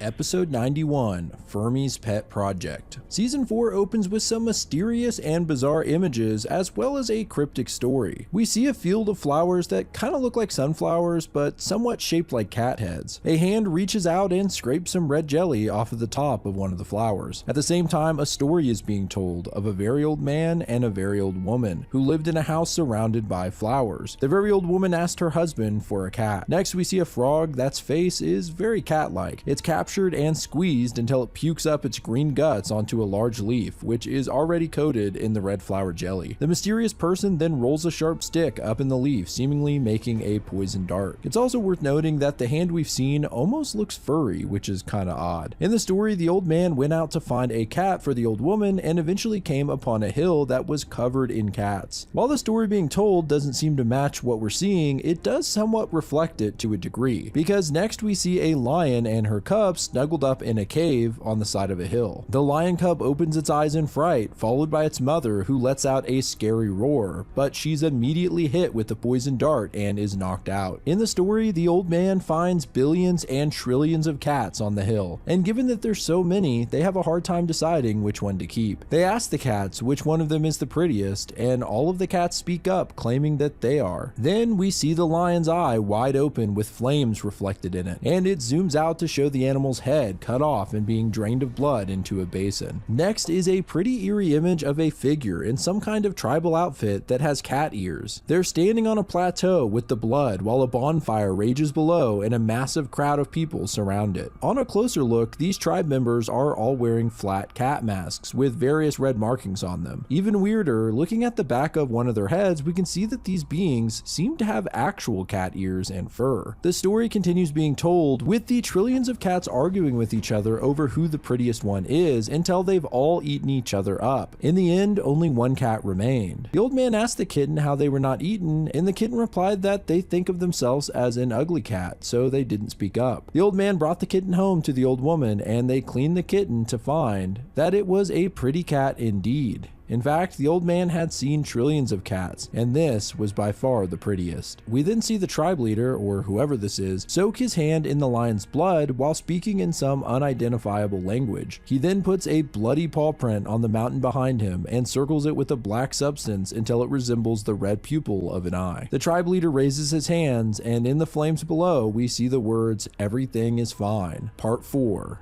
How to Eat a Son. If you think this was cryptic and confusing, let it be an indicator for the rest of the season, because despite all the things we've learned so far in this comic, it drops us right back into a sea of surprises and more questions. Also, it's worth noting that the story being told is actually excerpts from a 1928 children's book called Millions of Cats by Wanda Gog. I also want to point out that if you look at the necklaces the tribesmen are wearing, they are made up of modern objects, like a binky, a set of keys, and a wallet. So this seems to be taking place in somewhat modern times. How it relates to the rest of this comic, I have no idea. Anyway, it then cuts back to Maggie in the future apologizing to Sam and wishing she had never left him, adding that things are so much worse out there than they imagined. She doesn't even know where to begin. She says that they thought they found the enemy base, but they were actually being watched the whole time. Before she says any more, Sarah gives her a big hug, and Maggie breaks down in tears, finally seeing her daughter after all this time. They say they love each other and that they'll never leave each other again. Sam's not as enthusiastic at Maggie's return and just tells Sarah that he's taking her baby, Margaret, back home. Maggie questions the name and Sam says that she's named after her dead grandma, who should have stayed that way. Damn, that's harsh. Sarah insists that Maggie come to her house and meet the baby as well as someone else, and the episode ends with a look at a new character with a purple cat head. Episode 92, Pinpoint the Second. In Sarah's house, Maggie finds a picture of Sarah's wedding day. In the photo, standing by Maggie is the purple-headed cat, presumably her husband, and some kid. On her other side is Sam, who's holding hands with a gentleman. We actually have seen him once before in the last season and learned that this was Sam's new boyfriend, Oliver. Sarah pulls Maggie into the other room to meet her husband Daniel, and he's overjoyed to meet her. He says that he would do anything to protect Sarah, die for her, or even kill for her, and extends that protection to Maggie, since they're family now. He then calls her a celebrity and asks if she really was the youngest chef to win the prestigious Jacques Moustache Award. Remember, Maggie was a world-class chef before everything went to hell. She's a little standoffish towards Daniel and says, "So you're the guy who got my daughter pregnant?" Daniel awkwardly replies yes, and Sarah yells at her, so she tries to play nice. We learn that Daniel is actually the town's sheriff and says that they don't have a mayor, so most civil matters fall to him and his deputies. He says that if Maggie ever has a problem with anyone around here, just let him know and he'll take care of it. I don't know, guys. I'm already a little suspicious of Daniel, and let's be real, cops do not have a good standing in this comic so far. Anyway, he leaves to grab some food, and Maggie asks Sarah how they met. She says it was actually in the rooftop camps. Maggie then asks her something more serious. Was it really her choice? Did Daniel force her to get married? Sarah seems a little offended by the question and says of course not. She really loves him, and after they met, all she wanted to do was marry him. So they did as soon as she turned 18. Maggie then asks about her granddaughter Margaret. Did Sarah choose to have her as well? There's a long pause and Sarah just asks her mom, "Why do you think we're alive?" Okay, that's a weird question. Before the conversation goes further, Daniel shows back up with some muffins. Just then, Sam walks out from Margaret's room after putting her to sleep and says he's waiting until Maggie leaves. Sarah understands that her parents have some stuff to work out, but Margaret's her daughter and she wants her to meet her grandma. Surprisingly, Maggie chimes in saying maybe she shouldn't. It's not okay for her to just come back and expect everything to be okay. So she says that she's gonna go, but first she needs to tell them something, including Sam. He mentions a message that they all heard and wonders if it was really Maggie. She says she'll get to that, but first she needs to tell them what she found. The answers to everything. What really happened to the world. So it looks like we don't have to worry. It's not just gonna skip over the past from here. We're gonna go back and find out what happened to Maggie and the rest of the crew after Charlie's death. I am curious what Sam was referencing though. What message did they all hear and why did it sound like Maggie?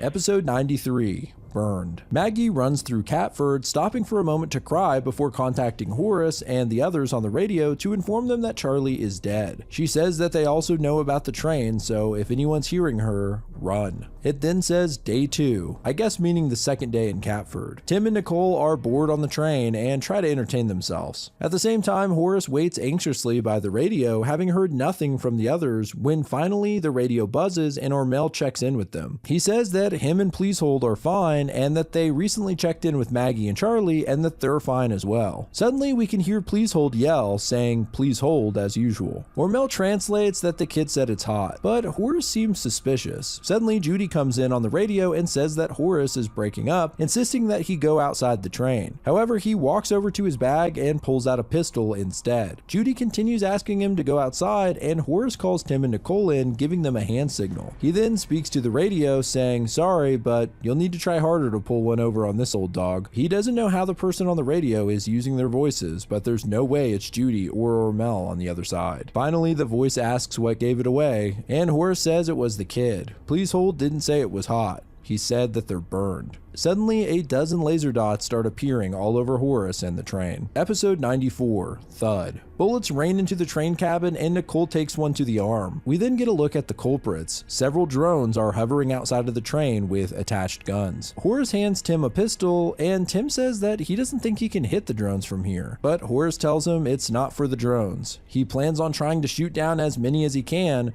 but if he dies, he tells Tim not to get captured. Instead, they should use the gun on themselves. Nicole grabs the gun and says screw that, she's gonna go out fighting. As they discuss it, they suddenly hear a series of loud thuds making their way through the train. They make a new plan. Nicole can keep an eye inside the train and shoot whoever or whatever is coming toward them. Meanwhile, Horace stands up and takes some shots at the drones outside. Tim is clearly in a panic, but Nicole tries to tell it to him straight. Horace is the most valuable part of their team. He's the only one who can save the world. Tim realizes she's right, and the two know what they have to do. He says it sounds stupid, but he really wanted to find out what was going on. It feels like they were so close to answers. At the same time, Horace is firing like a maniac, yelling that this isn't the first time he's shot down government drones. He turns over and finds that Tim and Nicole have exited to the next cab to face whatever's coming through the train. They tell him good luck and walk away. Ahead, they hear a massive guttural yell like from a beast. Tim wonders what the hell it was, and Nicole just sighs and says, probably something weird and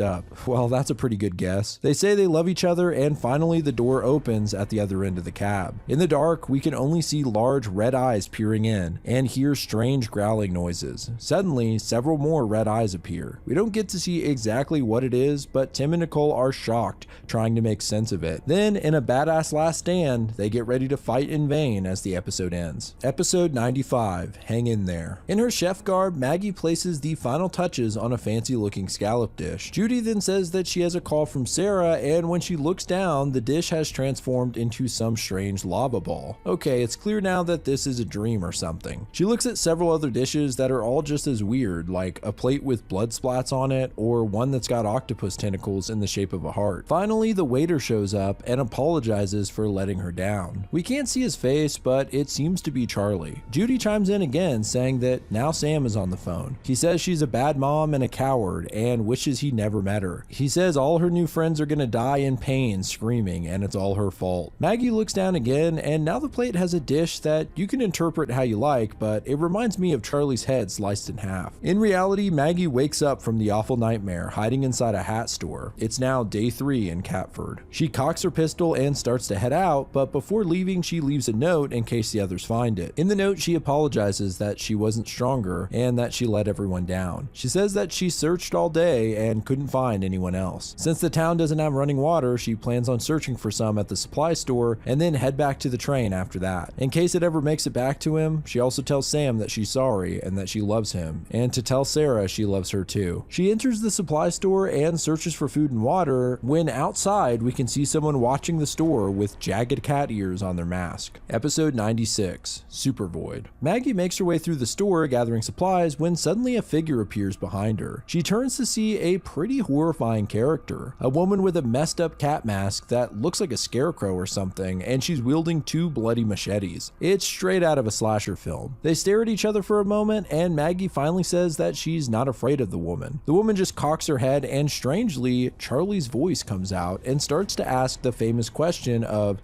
"Do you like trains?" Then suddenly he just says, "You sickos," and warns Maggie that if she hears this, to run. There's some gory sounding noises and he screams in pain. I guess this is a recording or something? Well, Maggie doesn't wait around to ask questions and just says "fuck you," firing a shot at the woman. Then in a sequence fit for the Matrix, the woman dodges the gunshots while running at Maggie. It seems she's got nearly superhuman agility. She takes a swing at Maggie with her machete and slices off her fingers. Oh my god, this season is off to a crazy start. Maggie sits on the floor cursing while her hand bleeds profusely and her attacker is looking down at her. She simply asks the woman why she's doing this and who she is. Instead of using her own voice, the woman answers in Maggie's, stating that her name is Maggie of neighborhood 147D. She's thankful for her husband, her loved ones, and the government that protects and feeds us. She's the happiest she's ever been. If you remember correctly, this is the weird prayer/declaration thing that Maggie said way back in season 1. Man, season 1 feels like it might as well be 100 years ago. Speaking of which, there is an insane callback here. When the lady is dodging the gunshots, she says "whoops," and someone made the connection that this is actually from way back when Maggie threw the mug on the ground in season 1. Also, there's a little message at the end of this episode by Mike Burchell that reads, "Did I color code thousands of speech bubbles to individual characters just for this relatively small payoff? Only a psycho would do that." Now, I know he said before that he does have the general plot all mapped out for the rest of this series, so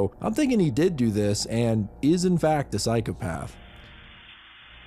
Episode 97, Toxoplasmosis. Maggie reaches for her dropped gun and the scary masked lady swipes at her with the machete. As the menacing woman stares at her, Maggie has a flashback to when she left Sam that day, presumably regretting it now. She then kicks the lady in her ankle, knocking her on her back, and takes the opportunity to run like hell. She starts running to the front of the store when she sees a creepy figure standing outside the front doors. It's only a silhouette, but whoever it is doesn't seem to be wearing a cat mask. Instead, they have a weird gourd-shaped head and a red glowing eye. Maggie literally nopes out and turns around, running out of the back exit. She falls to the ground and looks up to see 2 more figures standing in front of her, but this time it's Judy and Ormel. After finding a place to hide, Ormel wraps up Maggie's hand and we learn that Pleasehold went missing the first night in Catford. Maggie explains what happened to Charlie and then what happened between her and the woman, as well as the strange man she saw outside. She mentions the red eye, similar to when the government warns people, but believes it to be something else. We then get a close-up of the man's actual human eye and the red dot coming from within. She goes on to explain the woman's weird ability to copy voices, guessing it to be some kind of voice synthesizer. They make a plan to get back to the train and see what happened to the others before searching for Pleasehold. When they arrive, they find bullet holes and blood all about the place, but no sign of anyone here. On top of that, whoever did this smashed up the controls on the train so they can't leave. Judy then enters the next train cabin and comes back pretty upset. She tells them that Tim and Nicole are dead. Ormel can barely believe it and wants to see for himself, but Judy tells him that they wouldn't want him to see them like this, implying that something pretty horrific happened to them. Maggie asks if there was any kind of message, like the one on Charlie's body. Judy says that there was a message. It was just 2 words. But before she can say them, someone speaks through Horace's radio. It's Pleasehold, and the words Judy probably saw were "please hold." Episode 99. 99 million. As soon as the crew hears the kid's voice, a device strapped to the underside of the table sprays a green gas and the train doors lock. They try to hold their breath, but it's no use. The gas gets into their lungs and they all pass out. Maggie wakes up in a daze and looks over to see Horace. That crazy son of a bitch is still alive. However, it zooms out to show that the 2 are restrained and hanging upside down. In a further zoom out, we also see Ormel and Judy, who are still unconscious. They seem to be inside of a large building. Maggie freaks out, asking where the hell they are, and Horace tells her to stay calm. Since they're hanging upside down, they have a higher chance of heart attack. They catch each other up on what happened, and Horace feels like everything is his fault. He says that there are only 3 of them here. He figured they'd be facing an army or something, but instead it's these freaks. He calls himself a moron, and Judy wakes up just in time to tell him to quit having a pity party. Yeah, they've suffered some casualties, but they all knew the risks when they came in, and besides, it was Judy's call, not Horace. Plus, she feels feels that they are finally close to getting some answers. This snaps Horace out of his funk, and he starts trying to think of a way out of this. At the same time, Ormel wakes up and freaks out for a minute before they all pause at the sound of footsteps heading their direction. The episode ends with a strange set of images, a cat head entering what looks like the center of a sun and ends up looking like an eye. It goes dark and we hear a new voice speak up saying, "You're all awake, now we can begin." Episode 100, Cats. This episode starts at day 100 million. Yeah. We see a giant red cat head that seems connected to a massive sun. In a zoom in, we find the head to be a sort of spaceship. Inside, two people stand on a platform. They're wearing cat masks, but they don't cover their full heads, and we can see their hair poking out. They address each other as husband and wife and have a cryptic conversation. The man asks his wife, "How is she?" We don't know who this she is, but it seems like they're sick or something. Maybe it's their daughter? The husband seems pretty upset and asks why it has forsaken them. And his wife tells him that its plans are known, every step is scribed. It does not act on feeling, but simply follows the words. But before she can speak the words, her husband tells her not to say them. We only get the first few syllables, which seem to be the first part of optimistic, but who knows. The husband says that they have the power to save her, mentioning some miracles they've seen. Yet every request they've sent is met with silence. He then says he believes it hates them. He goes on a rant about what they've done, the endless fighting with the other houses, killing trillions of innocents just to prove who's the most loyal. He just doesn't care anymore. He says soon another house will take the station, and then another in an endless circle. The chosen and the fallen infinitely swapping places. This sequence ends here, and all I can say is, what the fuck? This season has entered into a cosmic level I never would have imagined, and I can only speculate on what the hell they're talking about here. Who's they and what's it? But the system they talk about of the chosen and fallen and a fight to show who's the most loyal doesn't sound all that far from the systems we've seen in place in the present time. Anyway, let's get back to Maggie and the others. The voice we heard was that of the odd-shaped head from earlier, only this time we can actually see him in the light. His red mask, besides its weird shape, is also torn up in a similar fashion to the woman from earlier, except his ears are torn off and one of the human eyes is visible with that red dot in the center. He's also wearing a dress shirt, tie, and holding a briefcase. He approaches the hanging group and takes a big breath of air, saying, "They smell different than he thought." Okay, well, that's creepy. Judy just immediately says "F you" to the guy and that she's gonna cut out his tongue. The guy seems unfazed by her harsh words and even gets excited, saying he could use that. Horace yells at him asking why he brought them here and what's the point, but the man just laughs and mocks him for not knowing. He then informs them that he didn't bring them here. In fact, they came for the same reason, to find answers. And they actually did. He says they know everything now, and it's so much worse than they could imagine. With a creepy smile, he says he'll tell them the answers, but first, they're gonna answer some questions for him. His first victim is Maggie, and he asks her if she's ready to play the game. He then holds up a hammer covered in blood and green stuff. You might recognize this as the very same hammer that Maggie used to kill the cop in season 1.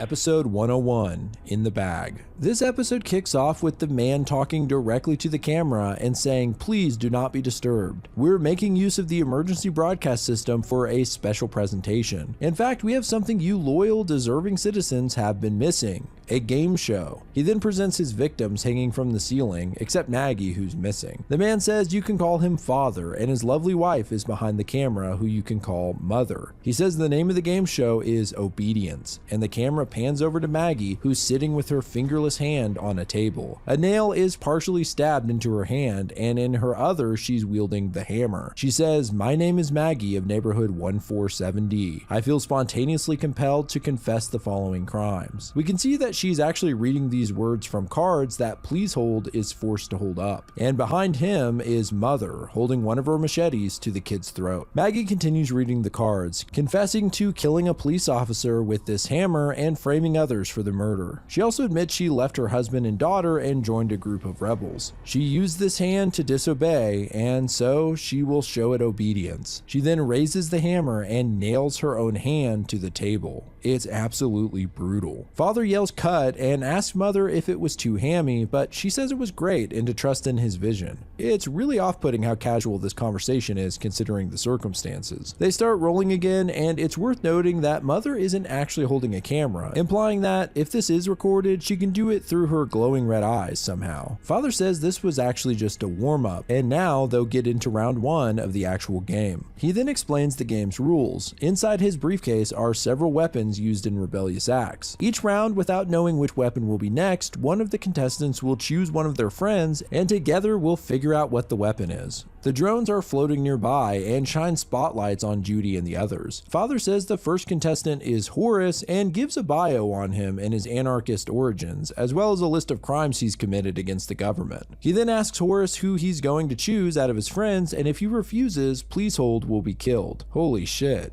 I honestly do not see a way out of this one. Episode 102, and the bag is on fire. Well, the spotlight's on Horace as he makes an impossible decision between which one of his friends will be tortured or killed. He finally gives an answer: himself. Father mocks him, saying, "Wow, you found a loophole. Only the smartest man alive could come up with that." He then reminds Horace that they're in charge here and has his wife start counting down. While she does, Judy, Ormel, and Maggie all try to convince Horace to choose them. Judy makes the most compelling case, telling them she's ready and has been for a long time, so reluctantly, Horace chooses her. Judy tells the rest of them to keep up the fight and then turns to the camera and starts yelling, "F the police and f the government." She continues into an epic speech about how resistance isn't just one person, a movement, or even an idea. Resistance is inevitability of the soul. Just as she finishes, Judy is struck with an arrow through the head. Holy hell, I didn't think they'd actually do it. Judy is dead. Horace freaks out, cussing up a storm. Father just talks about how cool it was, even though he didn't actually mean to shoot her in the head, and complains that now she can't make her pick. Either way, he moves on to round 2 and makes a note to his wife to cut out all of that revolution stuff for the live broadcast. The next contestant is Maggie, who must choose between Horace, Ormel, or Pleasehold. She pleads with Father to just let them all go, saying she'll do anything. He seems actually disappointed at her groveling and tells her he's gonna need an answer. As the countdown begins, Ormel and Horace try to convince Maggie to choose them, and we actually learn that Horace is 67 years old, which I don't think we knew before. Suddenly, a loud and horrific groaning noise echoes through the building, and Father says, "Oh, well, I guess we won't need the next weapon.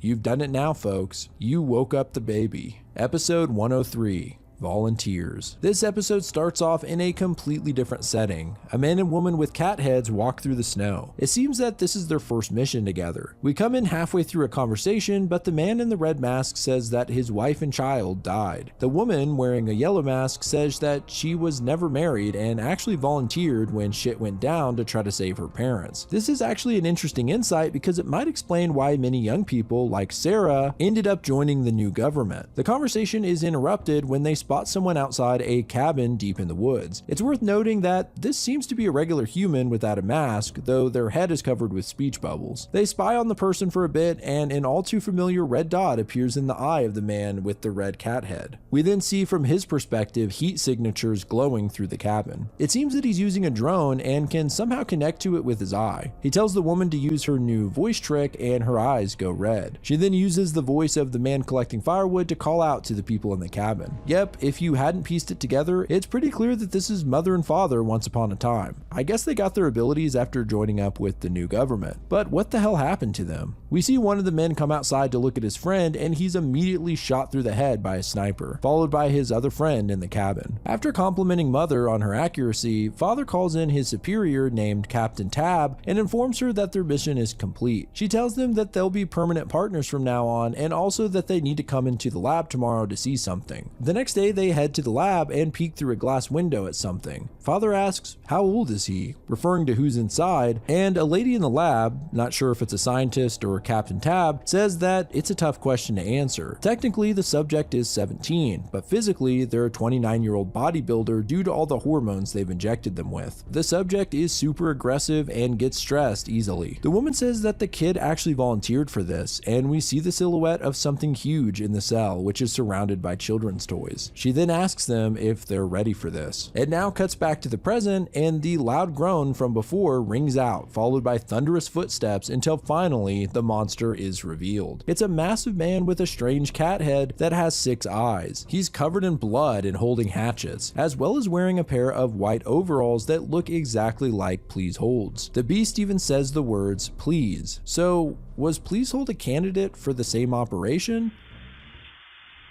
Episode 104, The Chestnut Tree. Everyone's just like, what the actual f***, including Pleasehold. Father greets the giant kid and tells him it's playtime as soon as Maggie picks the victim. Mother starts her countdown again, and Maggie is in complete distress. Ormel tells her she knows the right choice. Horace is the only one who could save the world. He's always felt like he had nothing to bring to the table, and this is the real reason why he's here. This is how he matters. Maggie says she's so sorry, and honoring his sacrifice, she picks Ormel. Horace begs her to say his name instead, not wanting to watch another friend die. Father tells Baby to go attack Ormel using only his fists. Pleasehold is really upset. Remember, Ormel was the one who first learned to understand Pleasehold, and as his death approaches, he tells the kid it's gonna be okay and that it's not their fault. He says if they manage to make it out of this, not to be bitter or vengeful, but instead live a free life. Baby walks up to Ormel and raises his huge fists in the air when suddenly Ormel's rope is cut and he falls to the ground. To everyone's surprise, someone is standing up above. It's Cass, the girl from the rooftops with her ears torn off, and she's got a bow and arrow. Father actually recognizes her because you may remember that there were drones flying around the rooftops, and now we know who they belong to. He commands Baby to attack her, but Cass says that's not his name. In fact, he's her big brother, and his name is Toby. Episode 105, Demons. Cass tries to talk to Toby and get him to remember her, but in the meantime, Father pulls out a shotgun and fires at her. Cass jumps out of the way, and soon Horace and Judy,